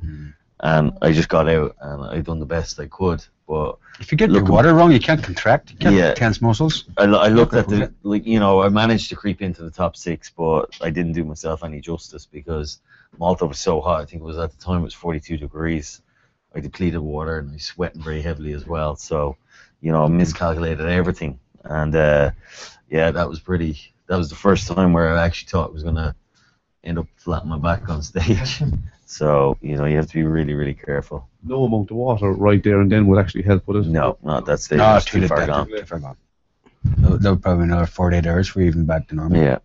I know I was pretty drained for at least 4 days after that show, I was like on death's door, like, so. You could take all the isotonic drinks in the world too, and they'll actually probably cause more damage than anything else. Yeah. But a lot of people would do that in panic stage. And stuff like that will wreck you, probably put you into heart failure, but you're better off just drinking ordinary water and just relaxing a little bit, Get a good feed in. Would you think about like diuretics coming into the day of the show or a couple of days before the show, whatever? Are they needed? If you've got your diet right, should you not need them? Or would they be always part of your prep? No, it just comes down to personal preference too, and then depending on the individual. If you've got a good coach, you come down maybe on the Monday or Tuesday and you go, if you carb up, you're still going to be a wee bit off. To say people need diuretics is probably wrong. If you get it right, you shouldn't need diuretics. They're quite dangerous anyway. They are dangerous. Very dangerous. I've had experiences with them, and they are very, very. People would take loop diuretics, and then once they start, and you get maybe 3 hours or 4 hours, you've saved 5 milligram of diazide on you, and you think it's not working. The natural thing is for a human being to go, we'll take more. But that thing's still working, and it compounds itself, so all of a sudden you've got 10 milligrams floating around your system. You're going to end up in the hospital. It's dangerous stuff, Nothing to be messed around with. You'd have to be very, very experienced to use diuretics properly. And a lot of guys, like people would talk to me about it, and I don't really, unless they're an experienced competitor, I won't talk to them about it. I tell them to stay clear of it, It's not worth it, I guess. Yeah. Okay, guys. Of everything in bodybuilding, diuretics is boom. Yeah, it's the one thing that'll kill you very quickly. There you have it then. A question to all you guys. Should you keep heavy squats and deadlifts in your contest prep? And do these two exercises thicken your waist and glutes? They do thicken your waist and glutes, but they thicken your back and your shoulders and your legs. So it'll offset any illusion that you've got a thick waist. We just chatted with this last night too, Dawid, didn't it? That's right. So get it on. No, I don't use them now as well, not now, but even at the time I didn't use them as a bodybuilding exercise above my body. I use them as conditioning exercise to tie everything back together again. So I think they very helpful to keep that size of the legs, especially during the contest prep.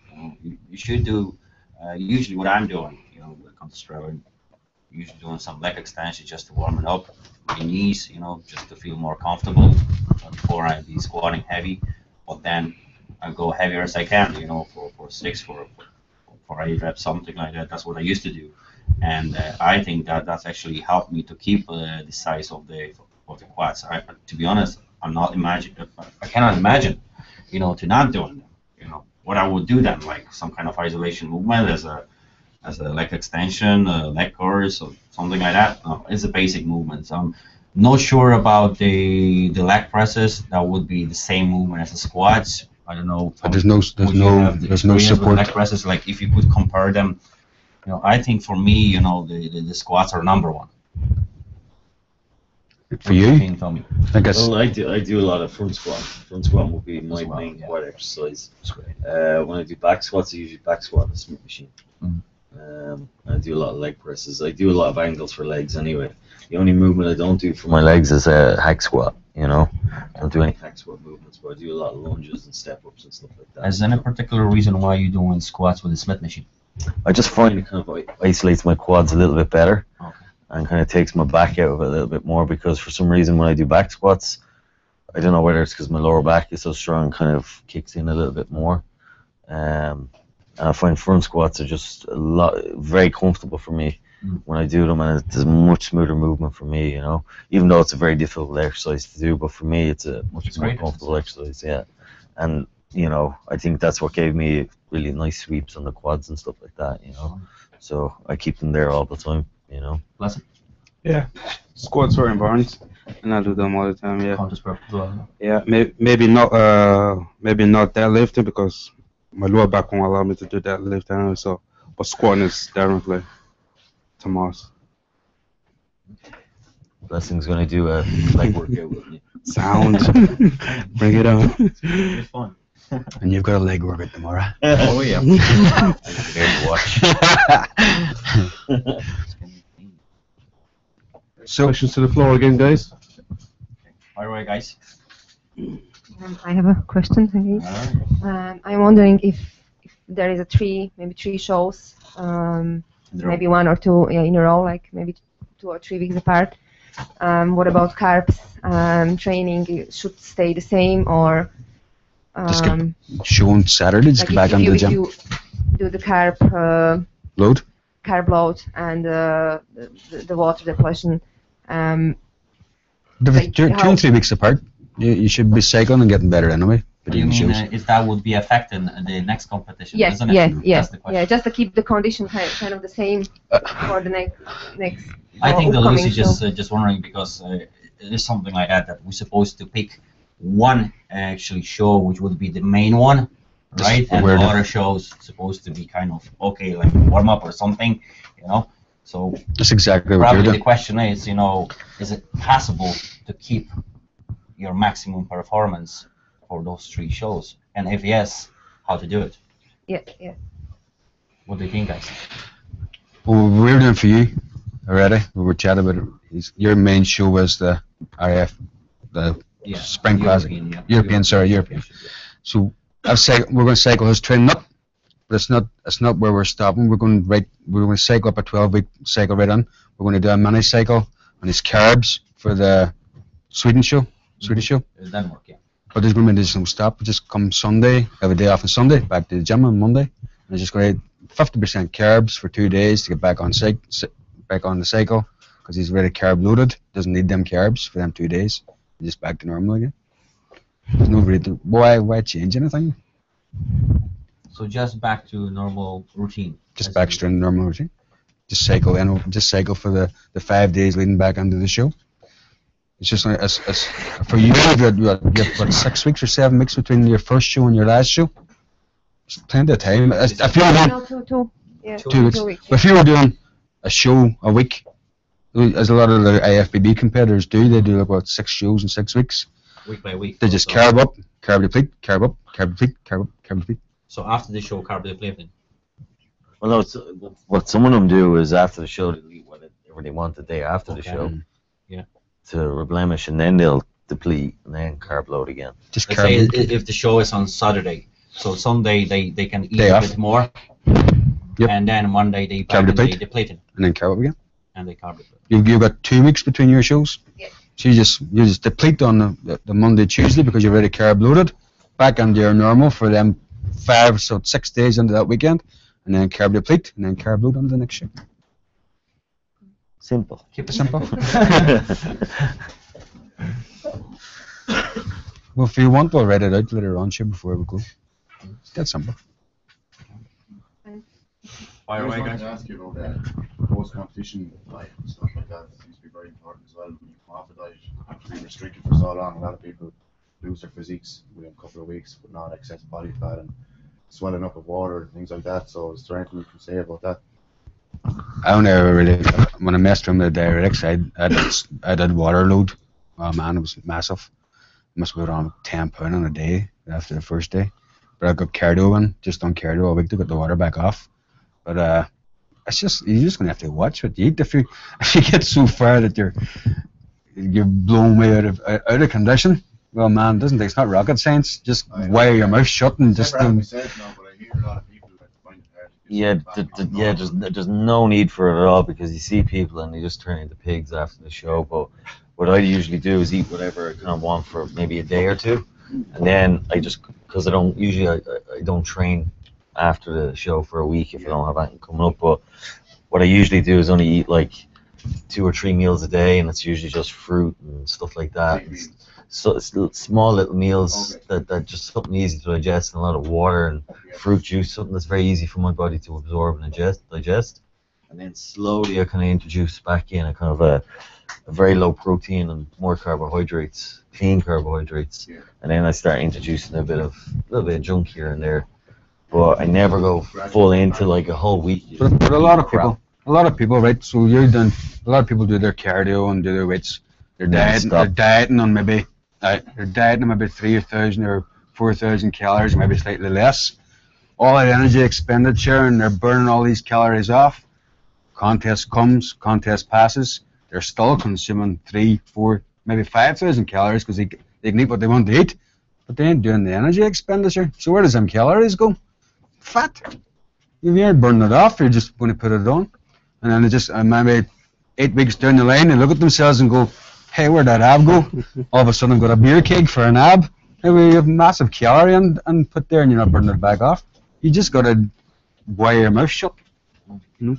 Well, I think the biggest problem is for the guys who actually go be the first time, because I'm sure they suffer with a diet, you know, and they just would like to eat everything, you know. But it's the depression thing as well, because I mean, if you're like razor sharp and the whole lot, and then you spend like 3 days eating shit, you'll look in the mirror the next morning, and you're just like going, and you don't what happened? You haven't even got the same face anymore. Yeah, it's like, and then you just continue eating, and it's just a vicious circle. So it's just important to give a warning, you know, these guys. You know. You gotta taper it off. What do you think of the if it fits your macros diet, guys? Next macros. Lastly, talking on the boards, like how many hours do we have? Last lot of weeks there's been some comments about macros on Facebook. Hey, geez, no. Macros. People can't even get their basic food groups right, and then they're talking about macros. People can't even squat or bench or deadlift properly, and they're talking about macros. And they're trying to tell me, you're doing it all wrong, boy. Doing it all wrong. I haven't trained in 6 years. No, macros, macro. No, pass the macros. So that's not going to work.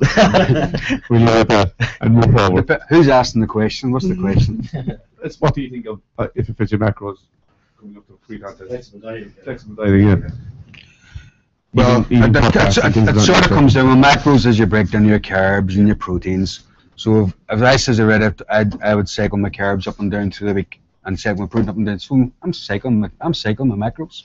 And that's it. The variations and percentages between what you're consuming, your proteins, carbs, and fats. That's your macros. It's not rocket science. See, that's people again complicating stuff, and they just get totally confused with this. Instead of going into the gym and breaking their ass in the gym and just eating properly, they're just reading Google.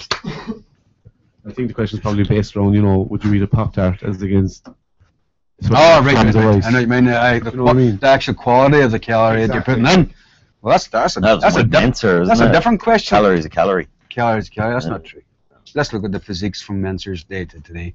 If a calorie was a calorie, I would bulk up on ice cream or cutting ice cream, and I would still get this. I just cut my calories down. Oh, that's crap. Like. Yeah.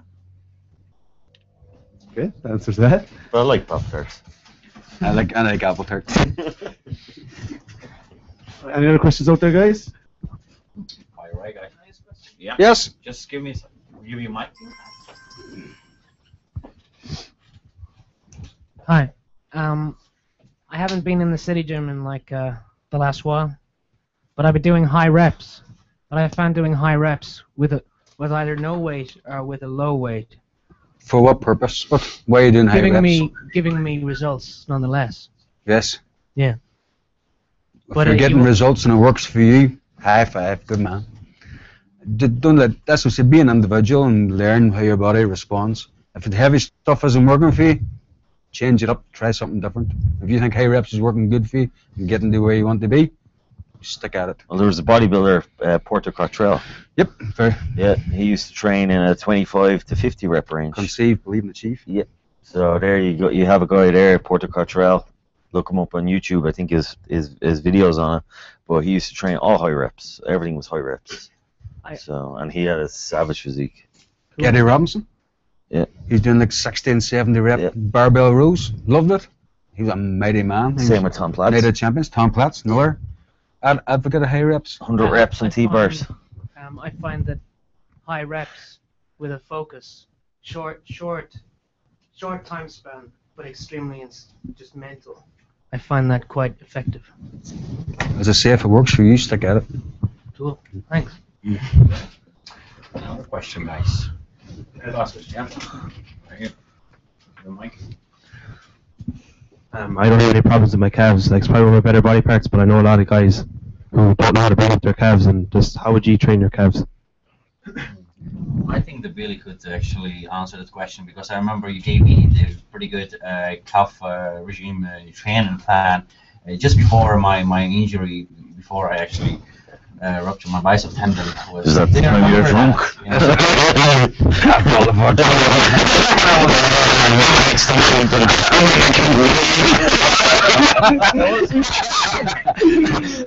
Let's see the show. But that was quite. Remember the couple met? Oh jeez.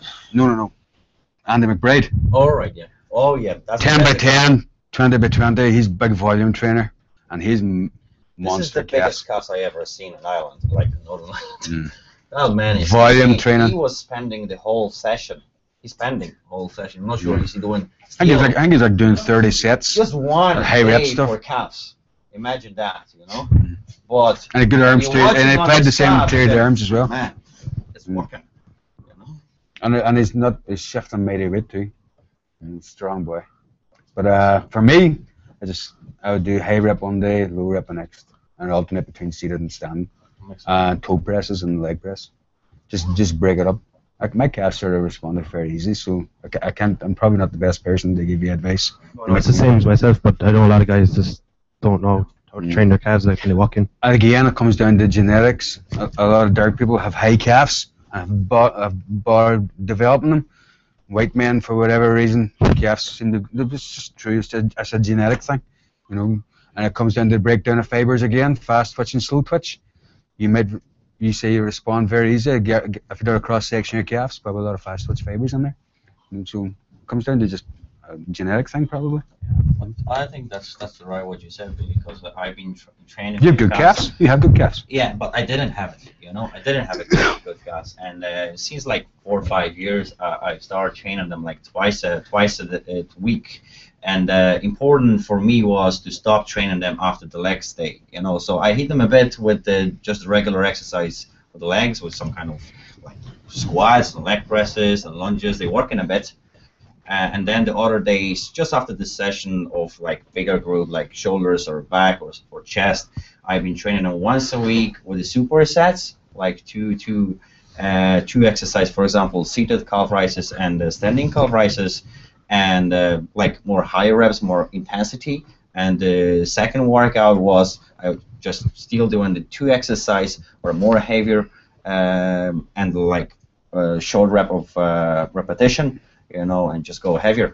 And that mixture of these 2 calf workout worked for me very well, because I cannot say this is my weakness muscle part anymore, you know. So Alright, thanks there, lads. Mike Matarazzo, some of the biggest calves to ever step on a bodybuilding stage, didn't train his calves. About once a month or something, or once every 2 months. Because they're saying Arnold used to hide his calves in the water when he first took pictures in 19. Saying he got his calf implants and all this stuff.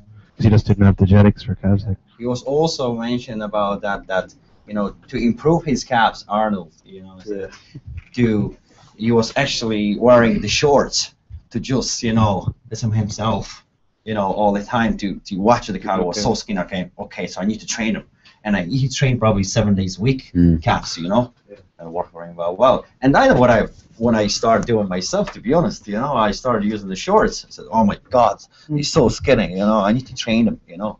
So there was no more excuses to skip them in my workout, you know. Alright, thanks very much. Keep asking, guys. More questions about training, diet, supplements. What are your views on ab work, guys? Is it essential? Yeah, I didn't do ab work. I rope crunches maybe in the last couple of weeks, just at the end of work I just tagged it on. I'd do posing at the house and do blow out and have suctions and vacuums and kind of things, but I didn't do ab work directly, no.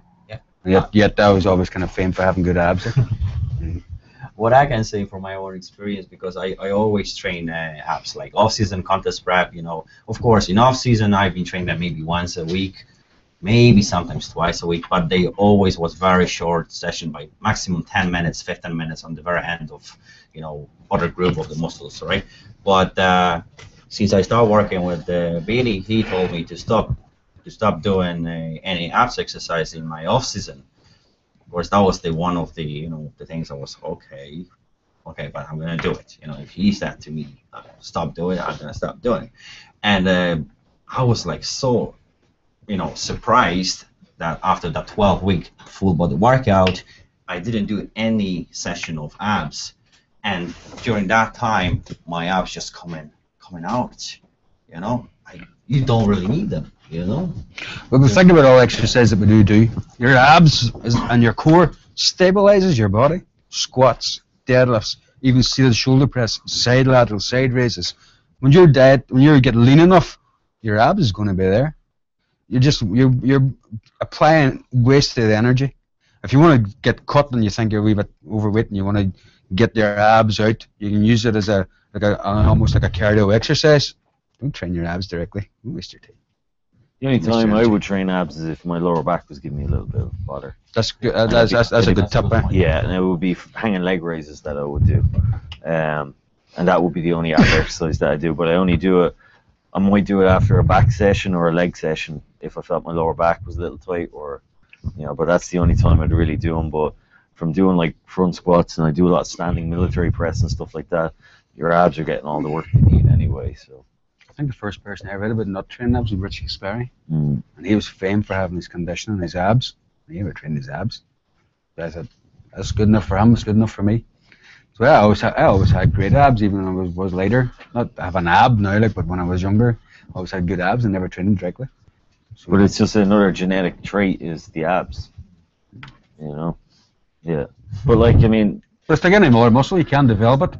When you start developing your abs, you're under a different kettle of fish, because it's very hard to bring your waistline back down again, because it's actual muscle tissue you're trying to diminish. When it comes to whole handling, a lot of great physiques is ruined by very, very thick and blocky abs because they train them directly. Remember, bodybuilding is aesthetics. If you want to be a great powerlifter, I would definitely train my abs, because it's key. It's a key component, like they actually move in your physique. So bodybuilding, no. Well, am I doing something wrong? Because I know but this is our opinion. Yeah, like I train my abs 3 times a week. Oh, God bless them. Like the way I say like abs are they're just another different muscle group, and I believe if you train them, you can get them thicker, bigger, and when you shred it down, like it works for me. And that's your opinion. That's what we're just sharing our opinion. And my abs, for my last competition, my abs were really, really good and thick, and I think it's because I trained them with weight, and there were a lot of definition right there, which I was quite happy. So I like to train them at least 3 times a week. I think that's a good point as well, because for someone who would find out, for example, that if he was a really low body fat percentage, right, and he's trying to squeeze in abs and doesn't see any, six pack, and the muscles are right there, you need to build them up. This is still a muscle, but there's going to be. You need to build them up. So you would need some exercise to build them up. But if you already have them, it's not really necessary. Well, it's funny. I was walking through the city centre in Dublin during the summer, and where the boardwalk is, that's renowned for junkies. There was a junkie standing there with his top off, like a heroin addict, and he had this amazing 6-pack. I was like, going, holy shit.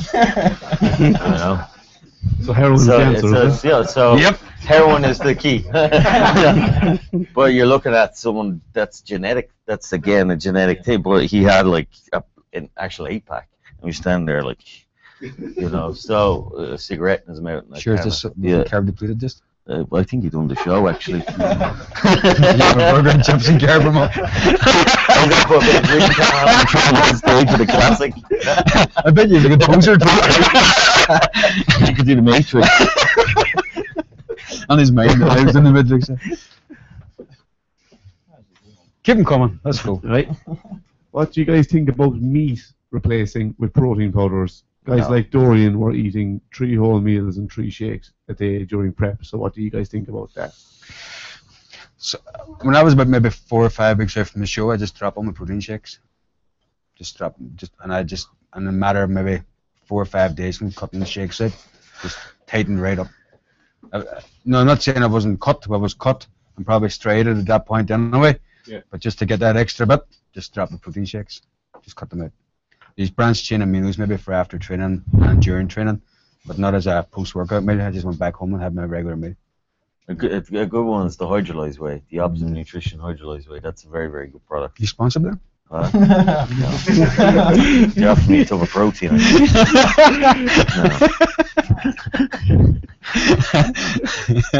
I like trick stuff. I think it's very, very It's going very well, very good isolate. But does it do a hydrolyze? No. Okay. Why would the hydrolyzed one be good, Tommy? It just absorbs so quickly. It's just like water. protein. Have you know the glycogen, glycemic scale? What protein system the same? Is the same? You have absorption rates. So isolate the hydrolyzed rate just is like the top end scale, for fast absorption. It's great after the training, but like any other time, I don't think it would be like beneficial. If your body doesn't need it, where's it going to go? You either pee it back out, or it goes to fat, or if you're on a really, really low carb diet, it goes back into glycogen. So. Yeah, but I think like the natural nutrients, natural food would be always number Whole one. food. And I have to say, I'm owning this shop like almost 6 years, but I'm always trying to be very honest with every single customer, and first of all, I always asking about diet, and then he said, yeah, but give me some supplements, give me something, because I don't have a time to eat. I said, listen, you'll be wasting your money, you'll be, disappointed, and you'll be back to me after 3 and 4 weeks and you say it doesn't work. I said, listen, it's absolutely necessary to have like 4, 5 meals a day. That would be 6, that would be perfect, but okay, 4, that would be absolutely minimum.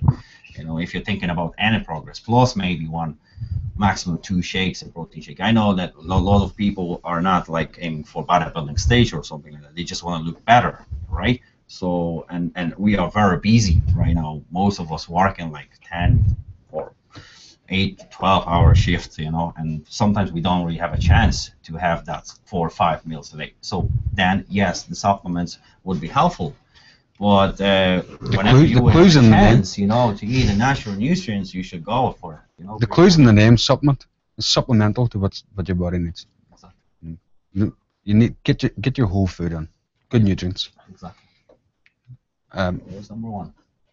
Back when I kind of done my kind of epic kind of weight gain in the short period of time, didn't use no supplements at all. Didn't even use a multivitamin. Didn't need it. Just ate whole food. About 7,000 calories a day. I used chicken soup and put chicken soup on top of my pasta. Two bags, 500 grams of pasta, and 2 cans of Campbell's soup.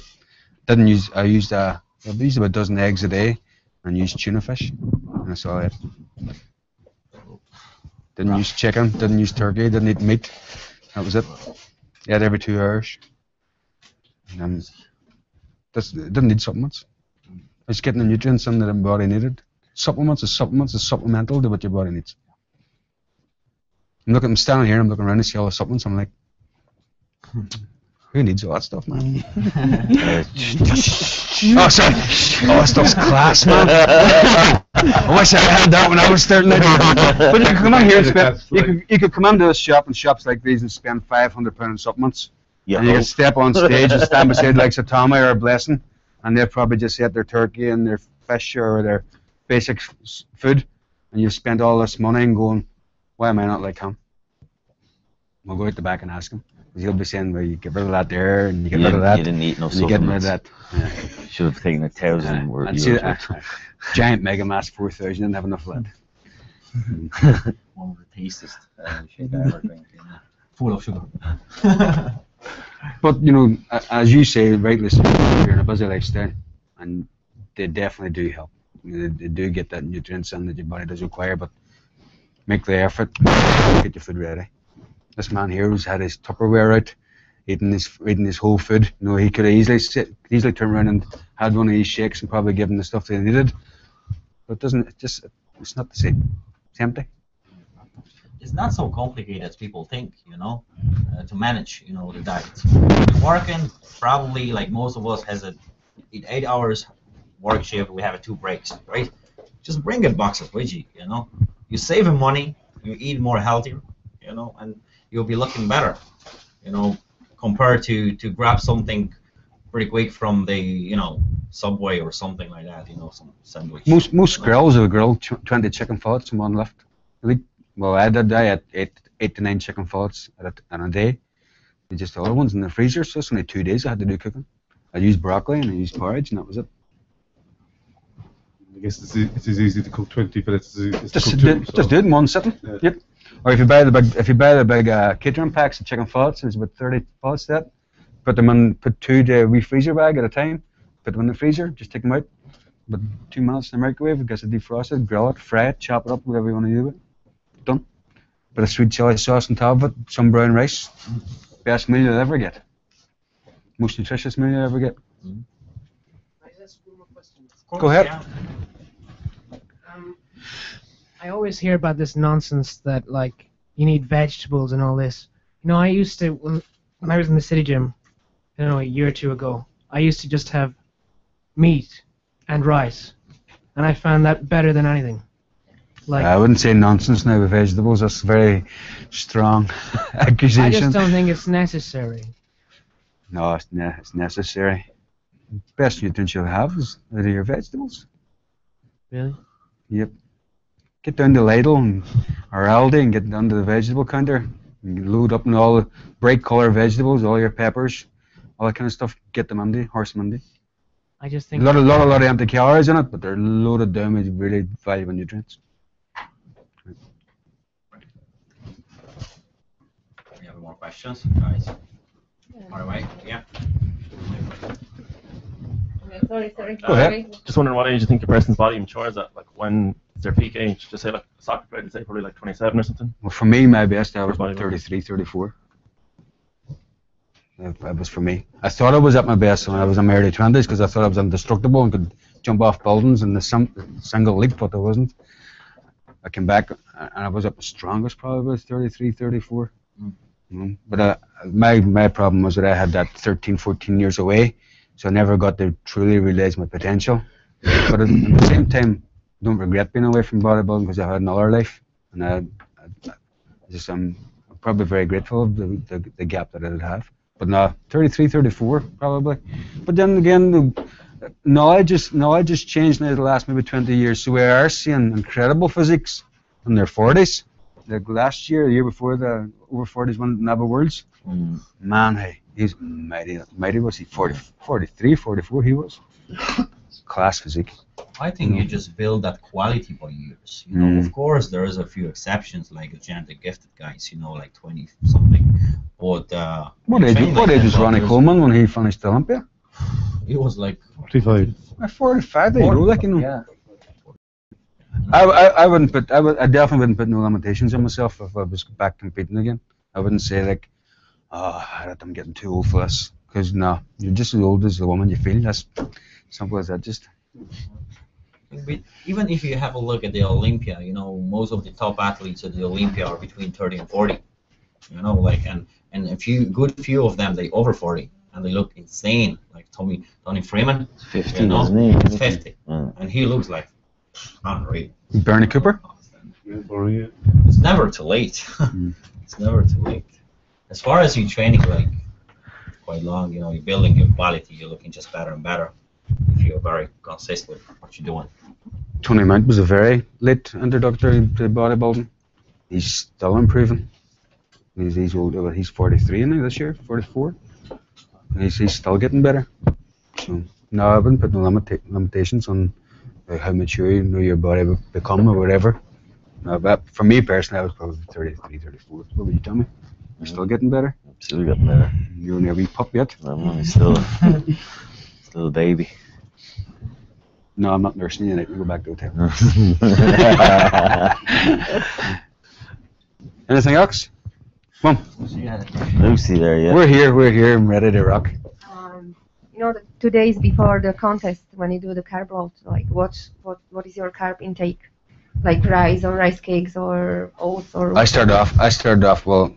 When Vitergo first came on the market, I was probably one of the first to get trying it anyway. So I started off with Vitergo, and as I said already, I carb loaded every 2 hours I done my carb depletion workout on Sunday night, Monday morning, Tuesday, Wednesday morning, and then every 2 hours right through until Friday morning, I had carbs. So I had a huge amount of carbs. But my body needed it because I was still sucking it in and drying out. What source of carbs you said? Vitergo for the first 12 hours. So there was 8 meals at around 200 grams of carbs per meal. and then I tapered on. I switched over to rice, and then I tapered off on the oats on the Friday. So I was basically that. But I just threw the carbs on. No protein. Didn't use any protein for the first 24 hours. And what about water? Like when you cut the water, like I didn't cut. hear like the water. I didn't cut water off until the last minute on Friday night. If I was competing on the Saturday, I just kept water on. There would be any reason like regarding to girls?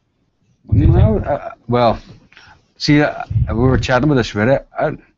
I did say carb load and carb peak for you, but I wouldn't go to the same extremes that the males would. I hear like when you do the carb load and you still drink the water, like actually the carbs, the big amount of carbs the last 2 days can actually keep the water.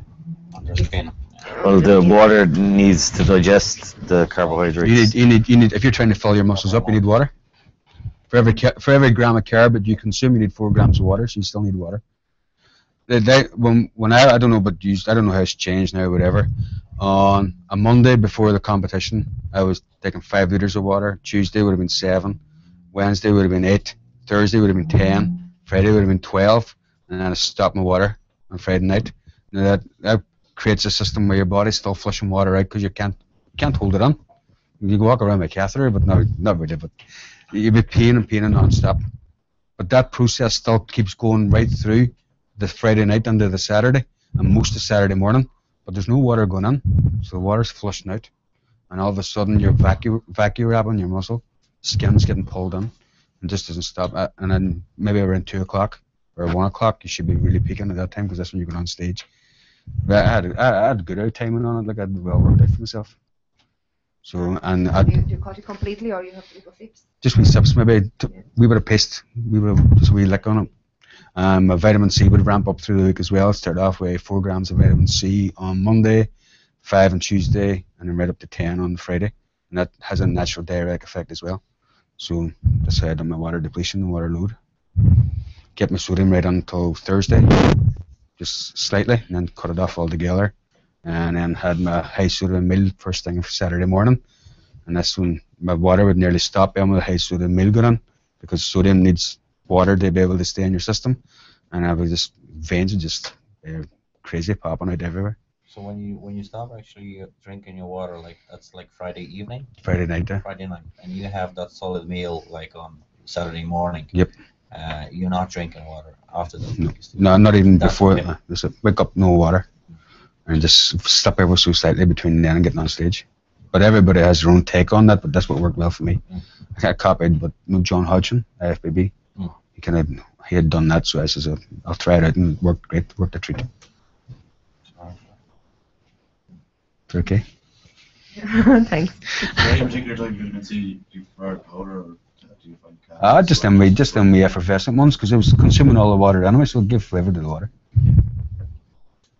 A question here to Tommy. So you keep ketchup and sauces during contest prep, and is frozen veg good? And what about my waddy with water? Is it very bad during contest prep?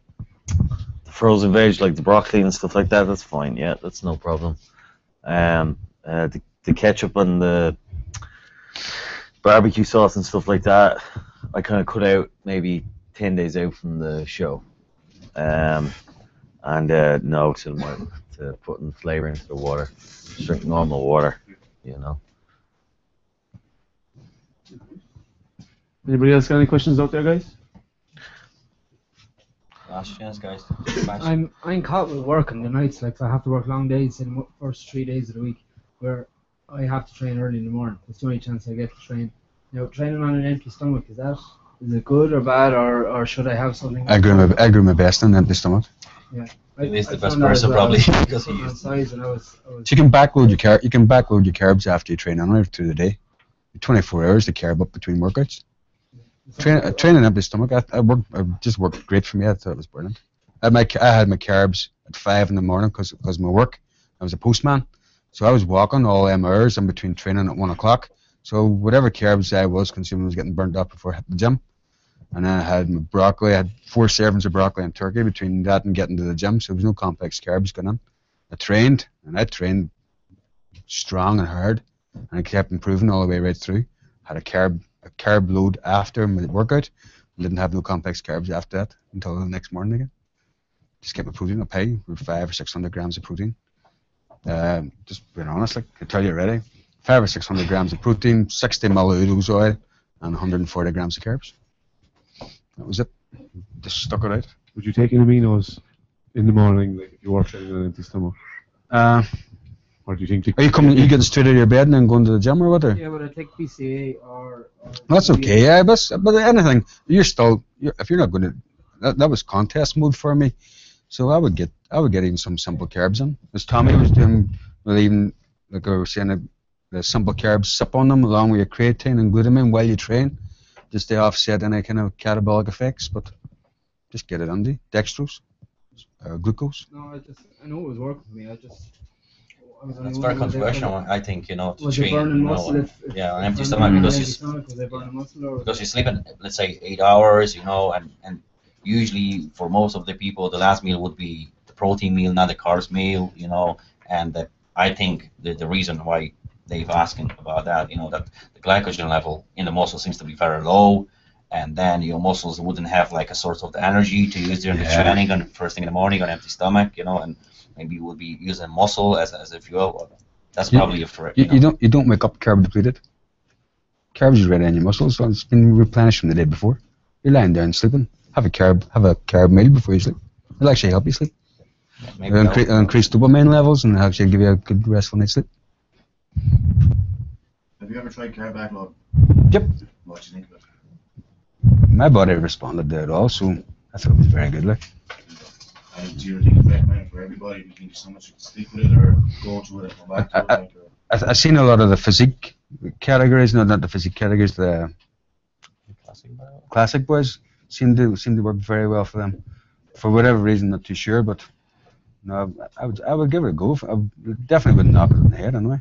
Yeah, I can do that since, say, after my last show. I was staying. But for what purpose? What? Just to stay lean throughout the year. I'm still having 400 grams, 500 grams of carbs post-workout, intra and post-workout, so it's working for me, but with clients and stuff like that, I just want to know, is that kind of method work for everybody, or is it different? Like, with other things? Some people are naturally insulin. The insulin sensitivity, yes. and stuff in the evening. Some people's naturally insulin intolerant, so they would actually put a lot of weight on doing carb backloading because your metabolism is tapering back off by the evening time. Yeah. So the carbs is sitting there with nowhere to go. No, you have maybe we chat about windows of opportunity for carbs. You have maybe between 90 minutes and an hour and 20 minutes to get as much carbs on as possible after your workout.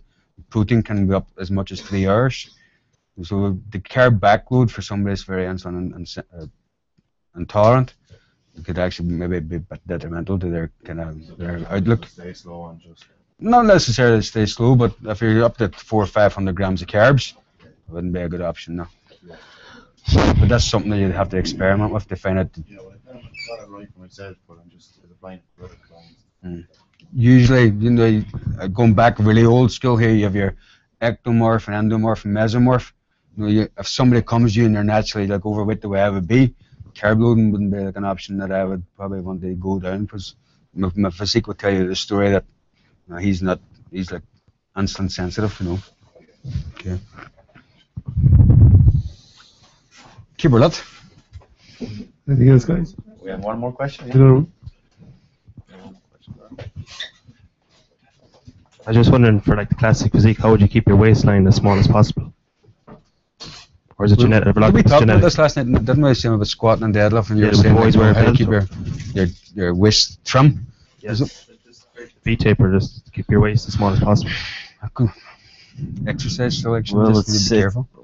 It's genetics as well. You're either going to have a small waist or not. And you can create that illusion as well by widening your shoulders and bringing up your lats more and bringing the sweeps out in your quads a little bit more. Using the belt when you're squatting and deadlifting, and just controlling your breathing when you're squatting and deadlifting. A lot of people tend to blow out their gut when they're squatting, all that intra-abdominal pressure, you know. But again, it's a genetic thing as well. Would the Smith machine be better than the normal barrier? Smith machine just restricting the movement rather than using the barrier, bringing in muscles in your hips and your abs. Yeah, I mean, it still depends. I mean, it depends on the person, the individual. As a structure, like I prefer the Smith machine for back squats, as I said. But I can just focus a little bit better on my quads and take my lower back out of it a little bit. But as a guy kind of it depends on the guy's structure, but for most people I wouldn't recommend that, like, you know, to take squats out, especially for guys. Maybe for girls, you know, Smith machine and front squatting would be better options, you know, to keep the hips kind of a little smaller and stuff like that, you know, and use lunges and stuff like deadlifts for glutes and stuff like that. But yeah, with the waistline, it's, I mean, Dawid there has probably tiny waist on stage, you know. Yeah, it's genetic as well. Yeah, and like he's squatting and deadlifting and all that, so I don't really, you know, it does to a point, but I don't think it's just you know, it's gonna go grotesquely big, you know. Stay away from like stuff like a deadlifts, heavy stuff like a deadlifts. I was still deadlift, and I was still squat. I never found my waist size went up when I deadlifted and squatted. You know. You stay away from stuff like deadlifts. Heavy stuff like that. But that's right. Like, you're really focusing on your waist at that time. Heavy stuff, higher up stuff's okay, but heavy stuff like a deadlifts, like a Romanian style deadlift, some kind of pressure from just below knee. Stay away from that. So that would just maybe one of the ones I probably look to avoid. Alright guys, I'd say we're going to wrap it up. I'd say, are we? Any more questions? Last one. Alright. Just like to say thanks to the guys, to the champions. I think they deserve a round of applause, guys. Well done. Thanks very much, Thanks, guys, for coming. You know, I'm sorry for rabbited on a bit. that was very nice to see you all right here, and I will see you probably with most of you in the gym. You know, and I wish you good luck and have a nice evening, guys. Thanks for coming. Thank you. Thanks, guys. Thank you.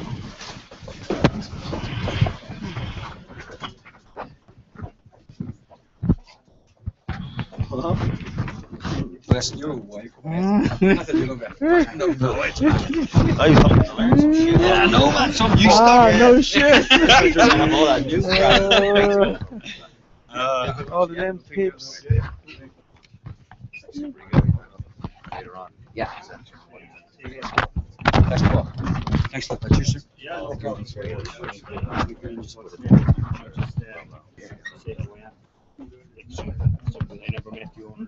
Where were you, man? You were hiding.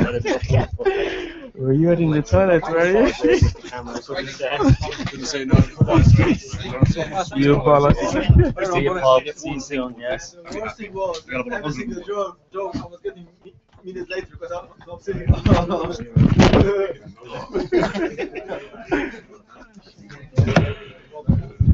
What'd you say? Have your milk on the bag, man.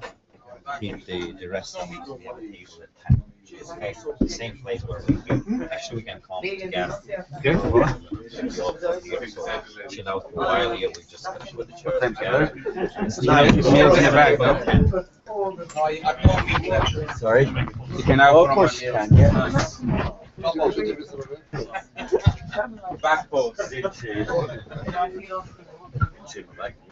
Still feathers in the back.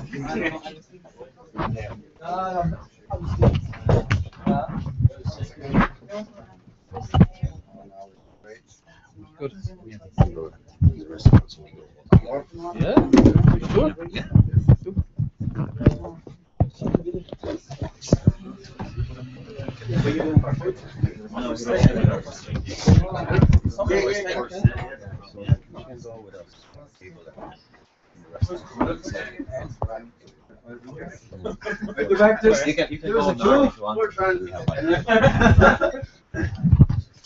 You don't have to wait because you're coming back to Dublin, isn't it? We're staying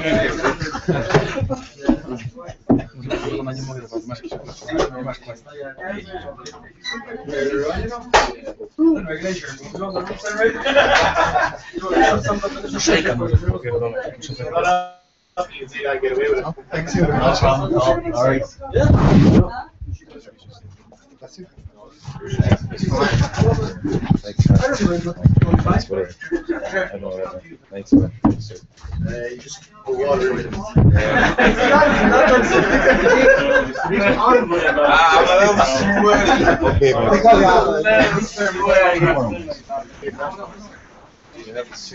No, we find it. Sure. Yeah, we have like so many apps.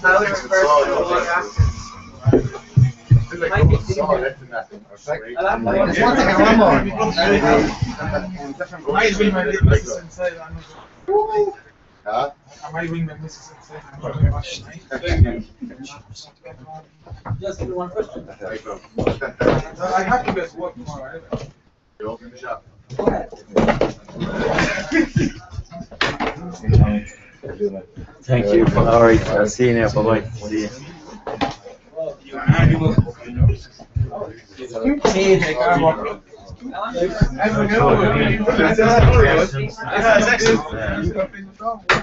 Good to see you here.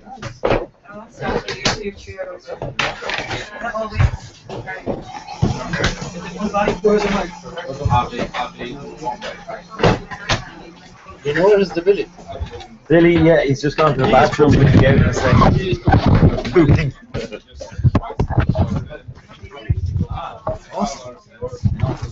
There was so many questions. I just wondering how many people watch.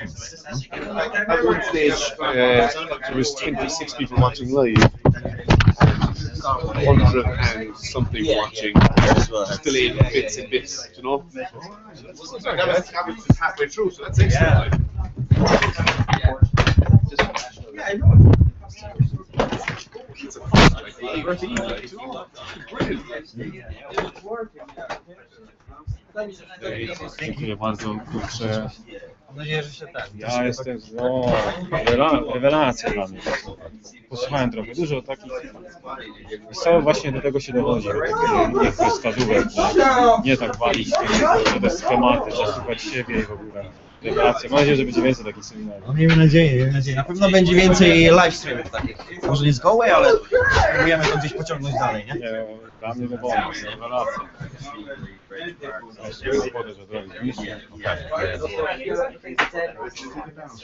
Kurze, fajnie. Spróbuję zadać trochę pytania, wiesz, z punktu widzenia tych, wiesz, grubasków, nie?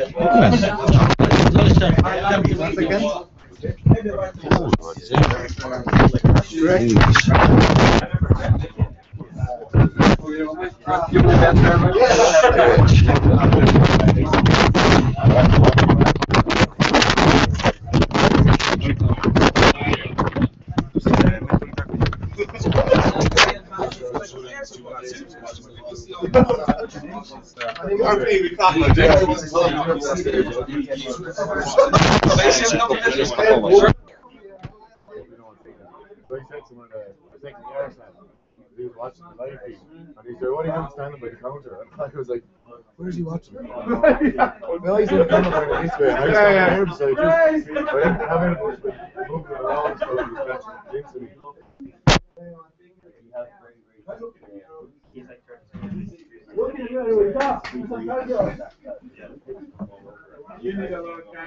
We got just ready. Yeah, they look very, very easy.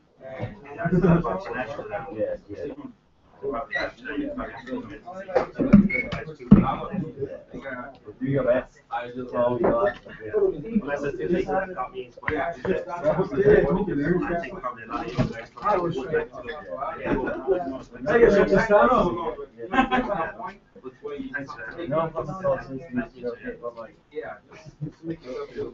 My biggest problem was that I was listening to all that online. I was doing every single joke. Yeah, I didn't get a chance to. 2 minutes afterwards. Oh my God, this is on.